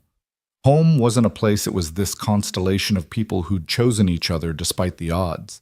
Harrison's health declined faster than expected. By month 4, he was in hospice care, but still sharp, still fighting. Sophia spent every possible moment with him, bringing Grace, including Emma, making sure he knew he was loved. I have a confession, he told her one afternoon, morphine making him loose-tongued. I had Daniel investigated when you first started seeing him. Dad, I had to know who had my daughter's heart. You know what the investigator found. What? Nothing, absolutely nothing, but a man who'd raised his daughter alone, worked himself to the bone, never took shortcuts, never compromised his integrity, even when it would have been easy. Do you know how rare that is? Yes, Sophia said softly. I do. I also had him investigated, Harrison added with a weak smile. The investigator wanted to make sure he was trustworthy. Then I had that investigator investigated. Old habits. Despite everything, Sophia laughed. You're impossible. I'm thorough. There's a difference. Which reminds me there's something I need to tell you about the will. Dad, we don't need to. Yes, we do. I've left the company in trust for Grace and any other children you have. The foundation goes to you to run as you see fit. But there's also something for Daniel and Emma. Dad, Daniel won't accept. He will because it's not charity. It's an investment in his business structured as a loan with favorable terms. He can pay it back over 30 years if he wants proved to himself he earned it.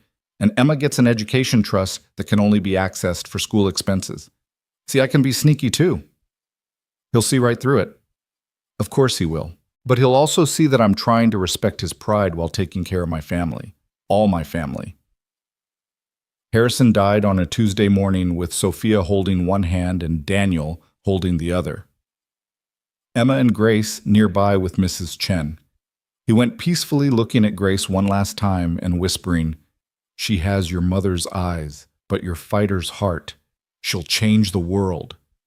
The funeral was a strange affair, billionaires and blue-collar workers side by side, the elite of society mixing with Daniel's construction friends and the families from their building. Emma gave a speech that made everyone cry, talking about how Mr. Harrison taught her chess and told her she was smart enough to beat anyone.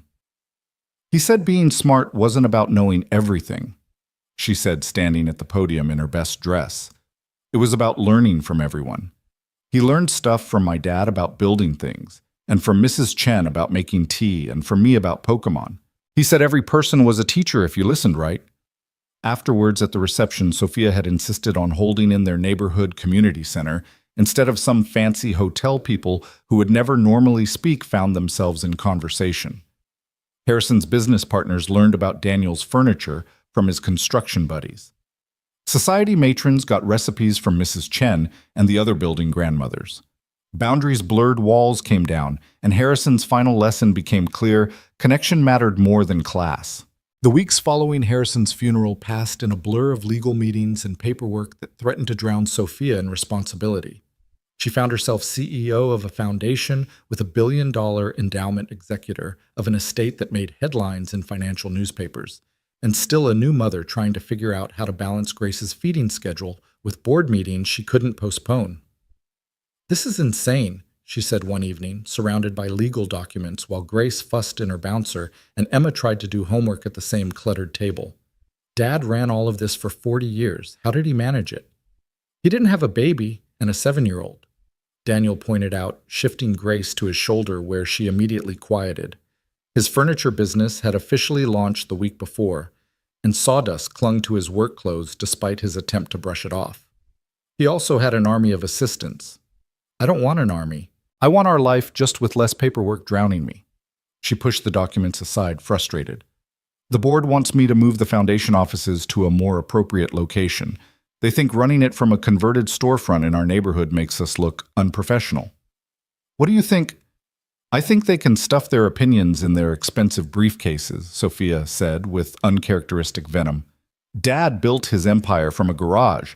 I can run a foundation from a storefront." Emma looked up from her math homework. "You should tell them that, but maybe nicer."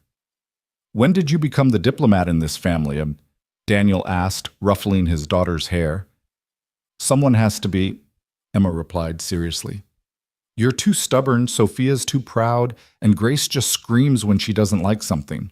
As if to prove her point, Grace let out a wail that had all of them wincing. But before anyone could move Mrs. Chen appeared in the doorway with her spare key and her uncanny timing. "Give me that baby," she commanded, taking Grace from Daniel. "You three need to talk without screaming soundtrack." "About what?" Sophia asked, though she knew. They'd been dancing around it for weeks. "About the elephant in the room," Mrs. Chen said bluntly. "The money elephant, the one that's going to trample your relationship if you don't address it." She left with Grace before anyone could protest, leaving them in uncomfortable silence. Daniel spoke first. "She's right. We need to talk about it." "About what?" "The fact that I inherited enough money to buy a small country while you're working 18-hour days to make ends meet." Sophia's voice was sharp with exhaustion and frustration. "Or the fact that you won't let me help because your pride matters more than our family's comfort." "That's not fair." "Isn't it? Emma needed new school shoes last week, and you made her wait until you got paid instead of letting me buy them. You're killing yourself in that workshop while I have money sitting in accounts I don't even know how to access yet." "I'm not taking your father's money," Daniel said firmly. "It's not his anymore. It's mine. Ours. We're a family, remember." "Are we?" Daniel stood abruptly, pacing to the window. "Because families make decisions together. You decided to keep the foundation to take on all these responsibilities without discussing it with me. You decided to turn down Dad's investment without discussing it with me. Stop fighting." Emma's voice cut through their argument like a knife. She was standing now, tears streaming down her face. "You're going to ruin everything, just like Mom and Dad did before she left." The words hung in the air like a physical presence. Daniel went pale, and Sophia felt her heart crack. "Emma, sweetheart," Sophia started, but Emma was already running to the bedroom, slamming the door behind her. Daniel sank back into his chair, head in his hands. "She's right. This is exactly what happened with Sarah. Fighting about money, about pride, about everything except what actually mattered." "We're not Sarah and Daniel," Sophia said quietly. "We're us. And we can figure this out without anyone leaving. Can we? Because from where I'm sitting, it feels like we're two people from different worlds trying to force something that maybe isn't meant to work." The words hurt more than Sophia expected. "You don't mean that." "Don't I?" Daniel looked up, his eyes full of pain. "You're a billionaire, Sophia. I'm a carpenter with a bad shoulder and a struggling startup. What are we doing?" "We're loving each other," Sophia said simply. "At least I thought we were." Before Daniel could respond, Mrs. Chen returned with a now calm grace and a stern expression. "Emma is at my apartment," she announced. "She's upset but safe. Now you two are going to sit here and talk like adults who love each other instead of children fighting over toys." She settled herself in a chair like a small but immovable mountain. "I've lived through war, famine, and 3 marriages. I know what kills love and what saves it. Pride kills it. Fear kills it. But honesty, compromise, those save it." "It's not that simple," Daniel protested. "It's exactly that simple," Mrs. Chen countered. "You love her, Mum." "Yes." "You love him?" she asked Sophia. "More than anything." "Then everything else is just details." "Complicated details, yes, but still just details." She stood heading for the door. "I'll keep Emma tonight. You two figure out your details. But remember that little girl has already lost one mother. Don't make her lose another." After she left, Sophia and Daniel sat in silence for a long moment, Grace sleeping peacefully between them, unaware of the tension. "I'm scared," Daniel finally admitted. "Scared that you'll realize you made a mistake slumming it with us. Scared that the money will change everything. Scared that I'll never be enough." "I'm scared too," Sophia confessed. "Scared that my money will always be between us. Scared that you'll resent me for having what you worked so hard for. Scared that we'll let pride destroy something beautiful." "So what do we do?" Sophia stood, moving to sit beside him, taking his calloused hand in her manicured one. "We be honest about the challenges. We make decisions together. We remember that the money is just a tool, not a measure of worth." "Easy to say when you have it," Daniel said, but without venom. "Then let me make it easier." Sophia took a deep breath. "I'm putting the entire inheritance except for the foundation funds into a trust. It'll pay out a reasonable yearly amount enough to live comfortably, but not extravagantly. The rest gets locked away for Grace, Emma, and any other kids we might have. That way we're living on what we earn, not what I inherited." Daniel stared at her. "You do that, give up billions." "I'm not giving it up. I'm investing it in our children's future, and I'm choosing to build our present together as equals." She squeezed his hand. "Your business, my foundation work, we build those ourselves. No shortcuts, no easy money, just us." "The foundation still comes with a massive salary," Daniel pointed out, "which I'll earn by working my ass off to change lives, just like you earn yours creating beautiful things with your hands." She met his eyes. "We both work. We both contribute. We both sacrifice. That's what partners do." Daniel was quiet for a long moment, then pulled her close with his good arm. "Your father would think we're crazy." "No," Sophia said softly. "He'd understand. He built his empire from nothing because he wanted to matter, to make a difference. That's what we're doing, just differently." "I need to apologize to Emma," Daniel said. "She shouldn't have to worry about us falling apart. We both do. But first we need to make sure she's right to believe we won't." "Are you proposing?" Daniel asked with a slight smile. "Are you accepting?" "I don't have a ring. Can't afford one that would mean anything compared to what you're used to." Sophia stood, walking to a drawer and pulling out a small box. Inside was a simple band, worn and scratched. "This was my mother's. Her original wedding ring from before Dad made his money. She died when I was 3, but Dad kept it. He gave it to me when Grace was born, said I'd know when to use it." Daniel took the ring, examining it in the light. It was plain silver, probably worth less than $100, but the weight of its history made it priceless. Sophia Lane, he said slowly, will you marry a stubborn carpenter who's probably going to drive you crazy with his pride and his need to fix everything himself? Only if Daniel Hayes will marry a spoiled heiress who's trying to learn how to be a real person and probably failing half the time. Deal? He said, slipping the ring onto her finger. They kissed soft and sweet until Grace's hungry cry interrupted them. We should get Emma, Sophia said, picking up the baby to nurse. Tell her together. They found Emma at Mrs. Chen's apartment, curled up on the ancient sofa with hot chocolate and red-rimmed eyes. When she saw them together, her face crumpled. I'm sorry, she whispered. I didn't mean to yell. I just got scared. No, baby girl, we're sorry, Daniel said, scooping her up despite his still weak shoulder. We shouldn't have been fighting like that. Adult problems aren't your responsibility. But they affect me, Emma said with that devastating honesty. When you fight, my whole world shakes. We know, Sophia said, joining them on the sofa, Grace still nursing contentedly. That's why we made some decisions. Together. Are you leaving? Emma asked fearfully. Look at Sophia's hand, Daniel suggested. Emma looked gasped and threw her arms around Sophia's neck, careful of Grace. You're getting married. For real married. For real married, Sophia confirmed. If that's okay with you. It's more than okay. Can I be in the wedding?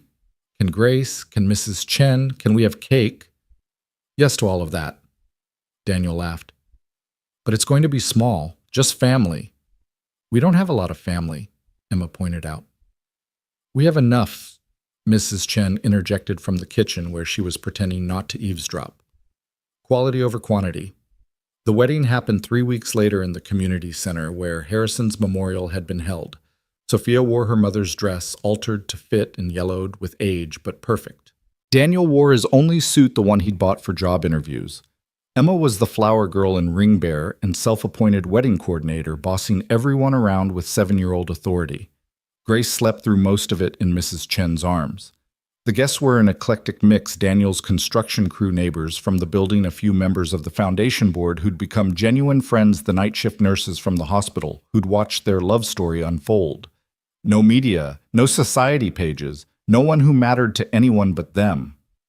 Do you, Sophia Lane, take this man who saved your life by almost dying, who refuses to let you buy him socks even when his have holes, who teaches your daughter that strength isn't about muscles but about showing up every day? The officiant was Mrs. Chen's nephew, a judge who'd flown in from California and decided to add his own flavor to the ceremony. I do, Sophia laughed through tears. And do you, Daniel Hayes, take this woman who gave up everything to gain everything, who burns eggs but makes perfect coffee, who sees you as a hero when you can barely see yourself as adequate? I do, Daniel said, his voice rough with emotion. Then, by the power vested in me by the state of New York and by Mrs. Chen, who threatened me if I mess this up, I pronounce you husband and wife. They kissed to thunderous applause and Emma's delighted squealing. Grace woke up and added her own cry to the celebration. Mrs. Chen wiped tears she'd deny later. The reception was potluck style, everyone bringing something. Daniel's foreman made his famous chili. The foundation's CFO brought wine that cost more than most people's rent, but poured it into paper cups without pretense. Emma performed an interpretive dance she'd choreographed herself that had everyone in stitches. Grace had a massive diaper blowout that required 3 people and an entire package of wipes to handle. It was chaotic and messy and absolutely perfect. No regrets, Daniel asked as they slow danced to music from someone's phone speaker, Emma standing on his feet while Sophia held Grace. Only one, Sophia said. I wish Dad could have been here. He is, Emma said confidently. He's in Grace's eyes, and in the foundation's work, and in the way you smile when you're really happy. That's what Mrs. Chen says about people who die. They leave pieces of themselves in the people who loved them. When did you get so wise? Sophia asked, kissing the top of Emma's head. I've always been wise. You just had to slow down enough to notice. The truth of it hit home. They'd all been running Daniel from his failures, Sophia from her privilege, Emma from her abandonment. But here in this moment, they were still. They were whole. They were family. The first year of marriage wasn't easy. Daniel's business struggled initially, orders slow to come despite the quality of his work. Sophia juggled the foundation's demands with raising Grace and helping Emma with increasingly complex homework. Money was tight by choice, but still a source of tension when Emma needed braces and Daniel insisted on payment plans instead of using Sophia's emergency fund. "This is ridiculous," Sophia exploded one evening after a particularly frustrating argument about medical bills. "We have the money. It's sitting there doing nothing while we stress about orthodontist payments." "It's not doing nothing, it's securing our children's future," Daniel countered. "Their future won't matter if their present is consumed by their parents fighting about money." "Then maybe we need help," Daniel said quietly. "Maybe we need someone neutral to help us figure this out." It was the first time he'd admitted they couldn't solve everything themselves, and Sophia recognized the magnitude of that admission. They found a therapist who specialized in couples with financial disparities, a no-nonsense woman named Dr. Patricia Thornton who called them on their respective issues without taking sides. "Daniel, your pride is costing your family peace," she said bluntly in their third session.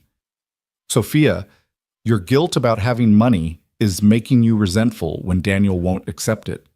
You're both so focused on being fair that you're forgetting to be partners." "So what do we do?" Sophia asked. "You create a new normal, one that honors both your need for independence, Daniel, and your desire to contribute fully, Sophia. May I suggest a family budget that you both contribute to proportionally, Daniel, you put in what you earn. Sophia, you match it from your foundation salary. Everything else goes to savings and the children's trusts. That way you're living on what you both earn, but no one's killing themselves to prove a point." It took time, but gradually they found their rhythm. Daniel's business began to thrive as word spread about the furniture maker who'd taken a bullet for a stranger. He hated the attention, but couldn't deny it brought customers. Sophia restructured the foundation to focus on supporting single parents, pursuing education, or starting businesses with Daniel's story as inspiration, even though he refused to let her use his name. Emma flourished in her new stability, her grades soaring and her confidence growing. She still had moments of fear, still sometimes watched her parents anxiously for signs of conflict, but increasingly she relaxed into the certainty that this family was permanent. Grace grew from infant to toddler, with the security of being completely loved. She had Daniel's stubborn streak and Sophia's quick temper, Emma's protectiveness, and Mrs. Chen's uncanny ability to appear wherever food was being prepared. She called Daniel Dada, first, sending him into tears he'd deny later. "She knows," he said that night, Grace asleep between them in bed because she'd refused her crib again. "She knows I'm her father, not biologically, but in every way that matters." "Of course she knows," Sophia replied. "She's known since the day you first held her and promised to protect her like you protected me." "I didn't promise that out loud." "You didn't have to. Every time you check on her at night, every time you read her that same board book 15 times in a row, every time you kiss her scraped knees and chase away her bad dreams, you're keeping that promise." As Grace approached her second birthday, life had settled into a comfortable rhythm. Daniel's workshop had expanded, requiring him to hire 2 assistants. Sophia's foundation had funded over 100 single parents' educations and dozens of small businesses. Emma had started middle school, terrifying Daniel with her sudden interest in boys and makeup. "She's too young," he said desperately one morning as Emma left for school in lip gloss. "She's 12, Sophia reminded him. "And it's clear lip gloss, basically chapstick with sparkles. Sparkles lead to lipstick. Lipstick leads to dating. Dating leads to—" "Daniel, I'm not ready for this." No parent ever is. But before he could respond, Sophia's phone rang. The call that would change everything, though they didn't know it yet. "Mrs. Hayes, this is Dr. Morrison from Mount Sinai. We have you listed as Sarah Patterson's emergency contact. There's been an accident." Sophia felt the blood drain from her face. Sarah, Emma's biological mother, the woman who'd walked away 3 years ago and never looked back. "Is she—" "She's alive but critical. She's asking for Emma and Daniel." Sophia looked at Daniel, who'd gone rigid at Sarah's name. Emma was at school, blissfully unaware that her carefully constructed world was about to shift again. "We'll be right there," Sophia heard herself say. "What happened?" Daniel asked, his voice hollow. "Car accident. She's asking for you. For Emma." "No." The word was sharp, final. "She left. She doesn't get to waltz back in just because she's dying. Sophia finished gently. Daniel, I know you're angry. You have every right to be, but Emma deserves the chance to say goodbye, to ask her questions, to get closure, or to get her heart broken all over again. Maybe, but that's her choice to make, not ours. Daniel stood abruptly, pacing to the window. Grace toddled after him, wrapping her tiny arms around his leg. He picked her up automatically, holding her close. I can't watch Emma go through that again, he said brokenly. The months after Sarah left, the nightmares, the questions, the wondering what she did wrong. I can't. You won't be watching alone, Sophia reminded him. We'll be there together. All of us. Mrs. Chen, who'd been quietly listening from the kitchen where she was making lunch, spoke up. The girl needs to see her mother. Not for Sarah, but for Emma. Unfinished business becomes heavy burden later. Daniel looked between them, these women who'd become his family, who'd helped him rebuild after Sarah's destruction. What if she tries to take Emma? She can't, Sophia said firmly. She abandoned her. You have full custody. This is just goodbye. But even as she said it, Sophia wondered if anything involving Sarah could be that simple. They picked Emma up from school, her face cycling through emotions as they explained shock, anger, fear, and something that looked dangerously like hope. Is she coming back? Emma asked quietly. Is that why she wants to see me? We don't know, baby girl, Daniel said honestly. She's very sick. She might just want to say goodbye. Or sorry, Emma added bitterly. She should want to say sorry. At the hospital, they found Sarah diminished, a pale shadow of the vibrant woman who'd once lived in their apartment. Machines surrounded her, monitoring vitals that didn't look promising. Daniel, she whispered, her eyes filling with tears. You came. Emma wanted to come, he said stiffly. This is for her, not you. Sarah's eyes moved to Sophia, taking in the wedding ring, the protective hand on Emma's shoulder, the toddler in her arms. You remarried, she said, not a question. This is Sophia, my wife. She's Emma's mother now. Stepmother, Emma corrected quietly, then looked at Sophia apologetically. I mean, you're my mom too, but it's okay, sweetheart, Sophia said. You're allowed to have complicated feelings about complicated things. Sarah watched this interaction with something like wonder. You're happy, all of you. We are, Daniel confirmed. No thanks to you. I know. Sarah's voice was barely a whisper. I know what I did was unforgivable.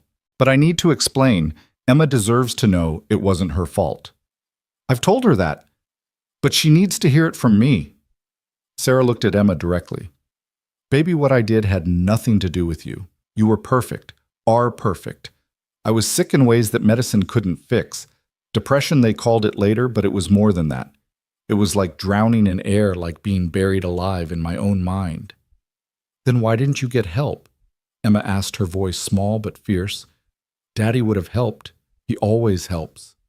I know, but I convinced myself you'd both be better off without me, that my darkness would infect you, hurt you, so I left before I could destroy you. You destroyed us anyway, Emma said bluntly. Daddy cried when he thought I was asleep. I had nightmares for a year. I thought I wasn't good enough to make you stay. Sarah's tears came faster. I'm so sorry, so sorry. I thought I was saving you, but I was just a coward. Yes, Daniel agreed. You were. But you survived, you thrived. You found Sophia and built something beautiful. They built it, Emma corrected. I just got lucky they included me. Oh, sweetheart, Sophia said, pulling Emma close. We're the lucky ones. Sarah watched them, this unit that had formed in her absence, and something like peace crossed her face. I'm dying, she said simply. The accident. There was internal damage they can't fix. Days, maybe a week. I wanted to find you to apologize, to see if maybe... But I see you don't need me. You never did. That's not true, Daniel said unexpectedly. Everyone looked at him in surprise. Emma needed you. She needed her mother. But when you couldn't be that, she found another way. We found another way. Not because we didn't need you, but because we had to survive without you. Sarah nodded, understanding the distinction. I have some things. Not much, but letters I wrote to Emma over the years, but never sent. Jewelry from my mother. Could she have them when she's ready? Sophia said, speaking for the first time. We'll keep them safe until she's ready. Sarah studied her, this woman who'd stepped into the void she'd left. Thank you for loving them. Thank you, Sophia replied carefully, for leaving them whole enough to love. It wasn't forgiveness, but it was acknowledgement. Sarah seemed to understand that was all she could hope for. Emma stepped forward, her small face serious. I'm glad you're sorry. I'm glad you explained. But I'm also glad you left, because if you hadn't, Sophia wouldn't be my mom, and Grace wouldn't be my sister, and we wouldn't be a real family. So thank you for leaving, and I hope you find peace, but I don't forgive you. Not yet. Maybe not ever. The honesty was brutal, but Sarah nodded. That's fair. More than fair. They left shortly after Emma, quiet but not devastated, Daniel tense but not angry. Sophia protective but not possessive. Grace, oblivious to the drama, sang nonsense songs in her car seat. Are you okay? Sophia asked Emma as they drove home. I think so. Is that weird? She's dying and I feel relieved. Like now I know for sure she's not coming back to mess things up. That's not weird, Daniel said. That's honest. And honest is what we do, Emma said, repeating something Sophia often said. Even when it's hard. Sarah died 4 days later. They attended the small funeral, Emma placing a drawing on the casket. A picture of their family, all of them together with Sarah as a small figure in the corner, separated but acknowledged. She was part of our story, Emma explained, even if she wasn't part of our ending. The months following Sarah's funeral brought an unexpected peace to their household, as if her ghost had finally been laid to rest. Emma processed her grief in therapy, working through complicated feelings with a child psychologist who specialized in abandonment issues. Some days were harder than others, but the foundation of love surrounding her held firm. Daniel threw himself into his work with renewed energy, as if Sarah's death had released him from invisible chains. His furniture business expanded beyond custom pieces to restoration work for historical buildings, bringing in steady contracts that finally provided real financial stability. He hired 2 more craftsmen, both single fathers he'd met through Sophia's foundation, understanding firsthand their need for flexible schedules. You're building an empire, Sophia teased one evening, reviewing his quarterly reports, while Grace colored enthusiastically on papers that were thankfully not important. I'm building a legacy, Daniel corrected, pulling her onto his lap despite her protests about the paperwork. Something the girls can be proud of, something that says their father was more than just a guy who got shot once. You were never just that, Sophia said firmly, kissing him soundly. You were the hero who changed everything. Gross, Emma announced from the doorway, though she was smiling. Also, Grace is eating crayons again. Indeed, Grace had moved from coloring to taste-testing her face covered in waxy red streaks. Yummy, she declared proudly. Your daughter is going to be an artist, Daniel said, scooping Grace up, or possibly a food critic. She's our daughter, Sophia corrected, and Daniel's smile could have lit the entire building. But life had a way of throwing curves when you least expected them. The call came on a Tuesday afternoon while Sophia was in a foundation board meeting. Her assistant knocked apologetically, whispering that it was urgent from Emma's school. Mrs. Hayes, this is Principal Morrison. There's been an incident with Emma. Sophia's heart stopped. Is she hurt? No, she's not injured, but she's been in a fight, a physical altercation with another student. We need you to come immediately. Sophia found Emma in the principal's office, sporting a split lip and defiant eyes. Across from her sat a boy with a black eye, forming his parents already there and looking furious. What happened? Sophia asked, keeping her voice calm despite her racing heart. Your daughter attacked my son, the boy's mother snapped, completely unprovoked. That's a lie, Emma burst out. He said, Emma, Principal Morrison interrupted firmly. Let me explain to your mother. She turned to Sophia. According to witnesses, Emma overheard Marcus making comments about her family's situation. When she confronted him verbally, he made additional remarks, and Emma responded physically.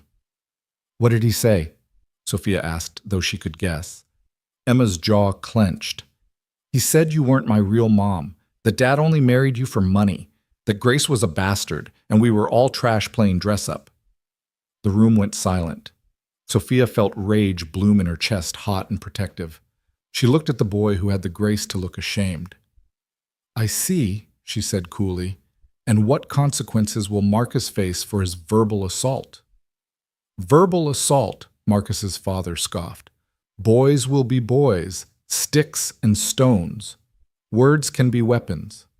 Sophia interrupted her voice, taking on the steel she'd learned from her father's boardrooms. "Your son attacked my daughter's family with cruel, calculated words designed to hurt. She defended us. Perhaps if you taught your son basic human decency, his eye wouldn't be swelling shut right now. How dare you? No, how dare you raise a child who thinks it's acceptable to attack other children's families?" "Emma will accept whatever punishment the school deems appropriate for the physical altercation, but I expect Marcus to face equal consequences for instigating it with his cruelty." Principal Morrison cleared her throat. "Both students will receive 3 days suspension. Marcus will also attend sensitivity training. Emma, you'll need to complete anger management sessions with the school counselor." "That's fair, Sophia agreed, standing. "Come on, Emma. Your father needs to hear about this." In the car, Emma finally broke down. "I'm sorry," she sobbed. "I know I shouldn't have hit him, but he kept saying awful things, and I just snapped." "I understand," Sophia said, pulling over to hug her properly. "I'm not condoning violence, but I understand defending your family. We'll deal with the consequences together." "Dad's going to be disappointed." "Maybe. Or maybe he'll understand better than you think." Daniel's reaction surprised them both. After hearing the full story, he pulled Emma into a fierce hug. "Violence isn't the answer," he said carefully, "but sometimes standing up for your family means standing up to bullies. I'm proud of you for defending us, even if I wish you'd found another way." "You're not mad." "I'm mad at that boy's parents for raising a cruel child. I'm mad at a world that makes you feel like you have to physically fight to defend our family's validity. But mad at you. No, baby girl, never at you for loving us that fiercely." During Emma's suspension, she spent her days at Daniel's workshop, learning to sand wood and repair furniture.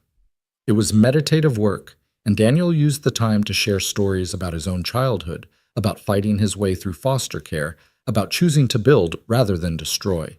"Every piece of furniture has flaws," he explained, showing her how to work with wood grain instead of against it. "But those flaws make it unique, make it real. Same with families. We're not perfect, but we're real."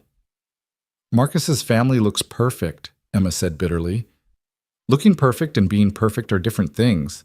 That boy's cruelty came from somewhere, probably from parents who care more about appearances than character." "Sophia taught me that," Emma said, running her hand along a smooth table surface. "That real wealth isn't money. It's having people who love you no matter what." "Smart woman, your mom." "Which one?" Emma asked with a small smile. "Both in different ways. Sarah was smart enough to know she couldn't be what you needed. Sophia was smart enough to know she could." Meanwhile, Sophia was dealing with her own crisis at the foundation. One of their major donors, a conservative businessman named Richard Carlyle, had heard about Emma's suspension and was threatening to pull his funding. "I can't support an organization run by someone who condones violence," he said pompously during an emergency board meeting. "I don't condone violence," Sophia replied evenly. "I condone a 12-year-old girl defending her family against verbal abuse. She gave that boy a black eye. And he gave her wounds that won't show but will take longer to heal. Words matter, Mr. Carlyle. The words we use about families that don't look like ours, about love, that doesn't fit neat categories, about children who've survived abandonment and found new hope. Those words shape the world our children inherit. You're being overdramatic. Am I my daughter? And yes, she is my daughter in every way that matters. Was told she was worthless because her family was built through choice rather than just blood. If your funding depends on her accepting that abuse silently, then we don't want your money." The room went quiet. Other board members shifted uncomfortably. Carlyle's donation was significant, nearly $1 million annually. You'd lose my funding over this, he asked, disbelieving. I'd lose every penny before I'd teach Emma that money matters more than dignity, Sophia said firmly. This foundation exists to support non-traditional families, single parents, people rebuilding their lives. If we can't stand behind those values when it costs us something, then we're just playing charity games. I agree with Sophia, said unexpected voice. Margaret Chen. No relation to their Mrs. Chen, was their quietest board member, a widow who'd built a tech company from nothing. I'll double my contribution to cover Carlyle's loss if necessary. As will I, added James Rodriguez, whose own son had been raised by a single father. One by one, other board members voiced support. Carlyle left in a huff, but Sophia felt victorious. She'd stood for her family just as Emma had, just with different weapons. That evening, they celebrated Emma's return to school with homemade pizza, the kitchen a disaster of flour and sauce. Grace helped by eating cheese directly from the bag and getting tomato sauce in her hair. I heard what you did, Emma said quietly to Sophia while Daniel was giving Grace a desperately needed bath. At the foundation, Mrs. Rodriguez told her husband and he told his son and Bobby told me. News travels fast in middle school. You stood up for us. For me. Always, Sophia said simply. That's what mothers do. Emma hugged her tightly. I'm glad you're my mom. Both my moms taught me something important. Sarah taught me that leaving can be love if staying would hurt more, and you taught me that staying is love when it's a choice you make every day. When did you become so wise? Tuesday, Emma said solemnly, then giggled. Also, I've been seeing a therapist for 3 years. Dr. Kim says I have unusual emotional intelligence for my age. Dr. Kim is right. The school year progressed with fewer dramatic incidents. Emma's suspension actually elevated her social status, standing up to Marcus Whitman, whose father owned half the commercial real estate in their district, made her something of a folk hero among the kids who didn't fit the traditional mold. Grace started preschool, a moment that left both Daniel and Sophia emotional. She marched in with her dinosaur backpack and didn't look back too excited about new friends and finger painting to notice her parents' tears. She doesn't need us, Daniel said mournfully. She'll always need us, Sophia corrected, just differently as she grows. I'm not ready for her to grow. No parent ever is. Daniel's business continued to thrive enough that he could move to a larger workshop and hire additional staff. The loan from Harrison's estate sat untouched. He was determined to pay it back with interest. Even though the terms were so favorable, it was basically a gift. Your pride is showing again, Sophia teased, but she understood. Daniel needed to build something that was entirely his success, that no one could attribute to his wife's money. One evening, as spring turned to summer, they received an unexpected visitor. A woman in her 60s, well-dressed but nervous, knocked on their apartment door. Can I help you? Sophia asked, not recognizing her. I'm looking for Daniel Hayes. I'm his mother. The words hung in the air like a bomb waiting to explode. Daniel appeared behind Sophia, his face cycling through emotions, shock, anger, confusion. You're dead, he said flatly. They told me you died when I was 8. They lied, the woman Patricia said softly. I was in prison. Drug charges. By the time I got out, you were in foster care and they wouldn't tell me where. I've been looking for 20 years. 20 years, Daniel repeated, his voice dangerous. 20 years of thinking I was an orphan, 20 years of fighting through foster care alone. And now you just show up. I know I have no right. You're right, you don't. Daniel started to close the door, but Emma appeared curious about the visitor. Who's this? She asked innocently. Patricia's eyes filled with tears. I'm your grandmother, Daniel's mother. Emma's eyes widened. Dad, you have a mom? I thought she was dead. So did I, Daniel said grimly. Emma, go to your room. But now... Emma went, but not before shooting a curious look at Patricia. Grace, thankfully, was already asleep. You need to leave, Daniel told Patricia. Please just let me explain. Explain what? How you chose drugs over your 8-year-old son. How you let me believe I was alone in the world. How you show up now when I finally have my life together. Expecting what exactly? Nothing, Patricia said quietly. I expect nothing. I needed to see you, to know you were okay, to apologize even though I know it's not enough. It's not, Daniel agreed. It's not even close to enough. Sophia watched this interaction, her heart breaking for both of them. She could see the pain in Daniel's eyes, the little boy who'd been abandoned shining through the man's anger. But she could also see the regret in Patricia's face, the weight of decades of loss. Daniel, she said softly, maybe we should hear her out. Daniel turned on her. There is no we in this. This is my mother who abandoned me, my pain, my choice. You're right, Sophia agreed. But Emma heard. She's going to have questions. And secrets have a way of poisoning families. Daniel's jaw clenched, but he stepped aside. 5 minutes. That's all you get. Patricia entered nervously, taking in the small but warm apartment, the children's artwork on the walls, the photos of their blended family. You've built something beautiful, she said softly. No thanks to you. I know. Patricia sat carefully on the edge of the couch. I was an addict. Young, stupid, and selfish. Your father left when you were 2, couldn't handle my using.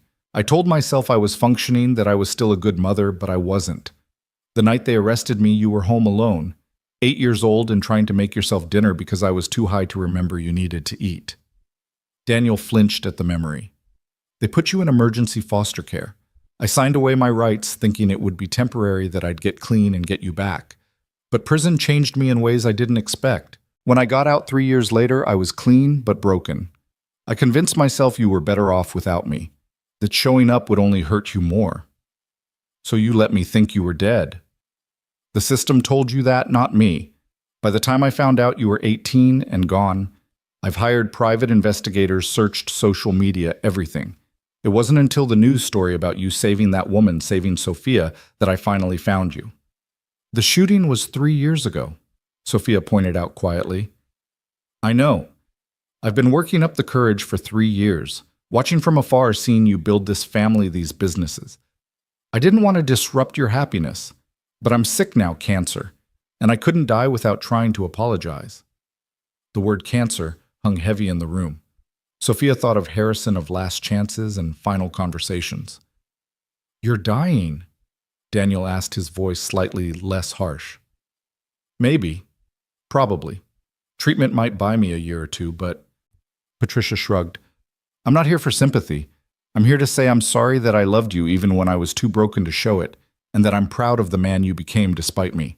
Daniel stood abruptly, pacing to the window. Emma had crept back to the hallway, listening despite being told to stay in her room. Sophia saw her and made a decision. Emma, come here. Emma came sheepishly. I'm sorry, It's okay. This affects you too. Sophia looked at Daniel. She should be part of this conversation. Daniel nodded reluctantly. Emma sat beside Sophia, studying Patricia with curious eyes. You're really my grandmother. Biologically, yes, Patricia answered carefully. But being a grandmother is about more than biology, and I haven't earned that title. Why did you leave my dad? I was sick, addicted to drugs. I made terrible choices that hurt him. Like my first mom, Emma said quietly. She was sick in her heart and left. But it still hurt. Yes, Patricia agreed. It still hurt. And I'm sorry for that hurt. Emma looked at Daniel. Are you going to forgive her? I don't know, Daniel answered honestly. Forgiveness isn't something you just decide. It's something you work toward. Dr. Kim says forgiveness is for us, not them, Emma offered. That holding on to anger is like drinking poison and expecting the other person to die. Your Dr. Kim sounds wise, Patricia said with a small smile. She is. She also says family is complicated, and that's okay. Emma looked between the adults. Maybe we could be complicated family, not pretending everything's fine, but not pretending you don't exist either. Daniel looked at his daughter, this wise child who'd survived her own abandonment and come out compassionate rather than bitter. What would that look like? He asked carefully. I don't know, Emma admitted. Maybe letters first, or coffee sometimes, baby steps, like when Grace was learning to walk. I don't deserve even that, Patricia said quickly. If you want me to leave and never contact you again, I will. That's what Sarah thought, Emma said. That we were better off without her, but she was wrong. We were better off with the truth, even if it hurt. Secrets are what poison families, not truth. Daniel looked at Sophia seeking support or permission or something. She took his hand, squeezing gently. Whatever you decide, we're here, she said simply. Daniel was quiet for a long moment, then exhaled heavily. Letters. We can start with letters. Emma's right secrets poison families, and I won't have Grace growing up not knowing she has a grandmother, even a complicated one. Patricia's eyes filled with tears. Thank you. That's more than I deserve. Yes, Daniel agreed. It is. But my daughter is teaching me that sometimes grace isn't about what people deserve. Patricia left with their mailing address and a fragile hope. After she was gone, Daniel collapsed on the couch, emotionally exhausted. You did the right thing, Sophia said, curling into his side. Did I feel like I just opened a door I've kept locked for 30 years. Maybe it needed opening, Emma suggested, squeezing in on his other side. Like when we cleaned out the storage unit and found all that stuff we forgot we had. Some of it was garbage, but some was treasure. And some was both, Daniel added. Thinking of Sarah's letters to Emma, still unopened but saved. Exactly. Complicated family. Grace woke then, padding out in her dinosaur pajamas, rubbing sleepy eyes. Why everybody's sad? Not sad baby, Daniel said, pulling her onto his lap. Just feeling big feelings. Oh, ice cream helps with big feelings. Does it now? Sophia laughed. Mrs. Chen says so. Well, if Mrs. Chen says so, who are we to argue? So they had ice cream at 10 o'clock on a Tuesday night. 4 people who'd chosen each other despite everything building something beautiful from broken pieces. Patricia's letters started coming weekly, careful and respectful, never asking for more than Daniel was willing to give.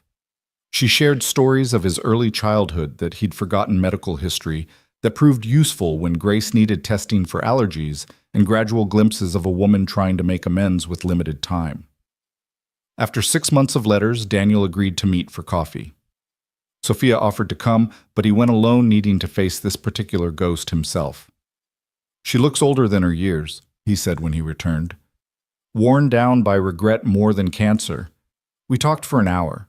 She didn't ask for anything, just wanted to hear about my life. How do you feel? Like I'm 8 years old and 38 simultaneously. Like I want to scream at her and hug her at the same time. Like forgiveness might be possible, but trust never will be. That's okay, Sophia said. Not every relationship needs to be complete. Some can just be what they are. As winter approached, their lives had settled into a new rhythm that included Patricia's peripheral presence. She sent birthday cards, contributed to the girls' college funds despite Daniel's protests, and occasionally joined them for Sunday dinner when Daniel felt strong enough to handle it. It was at one of these dinners that Grace made an announcement that stunned everyone. I want a brother, she declared, stabbing her chicken with determination. Well, sweetie, that's not really something we can just order from Amazon, Sophia said carefully. Why not? You ordered my bike from Amazon. Babies are different, Daniel explained, trying not to laugh. Then where do they come from? Grace asked with 3-year-old intensity. Emma giggled. Oh, this should be good. When 2 people love each other very much. Sophia started, but Grace interrupted. Like you and Daddy? Yes, like me and Daddy. Then make a brother. You love each other very much, so make a brother. Patricia, who'd been quietly eating, suddenly choked on her water, coughing to hide laughter. It's more complicated than that, Daniel said, shooting his mother a look. Everything's complicated in this family, Emma observed. Why should babies be different? Later that night, after the girls were asleep and Patricia had gone home, Daniel and Sophia sat on their fire escape, despite the cold, wrapped in a blanket together. She's not wrong, Sophia said quietly. Who? Grace. About a brother. Or another sister. Daniel turned to look at her. Are you saying? I'm saying maybe we should talk about it. Emma's 13, Grace is 3. If we're going to expand our complicated family, now might be the time. Can we afford it? The foundation is stable, your business is thriving, and we've got savings now. Not fortune-level money, but enough. That's not what I meant, Daniel said. Can we afford it emotionally? We've been through so much, the shooting, Sarah, my mother, everything. Are we strong enough to add more chaos? I think the chaos has made us stronger, Sophia said. We've been tested in every possible way, and we're still here, still choosing each other. You really want another baby? I want your baby, Sophia corrected. A child that's ours from the start, no complicated history, no one else's claim, just ours. Daniel kissed her deeply, pouring everything he couldn't say into the connection. When they pulled apart, both were breathless. Okay, he said simply. Okay, but let's make Grace a brother or sister. Let's make our complicated family a little more complicated.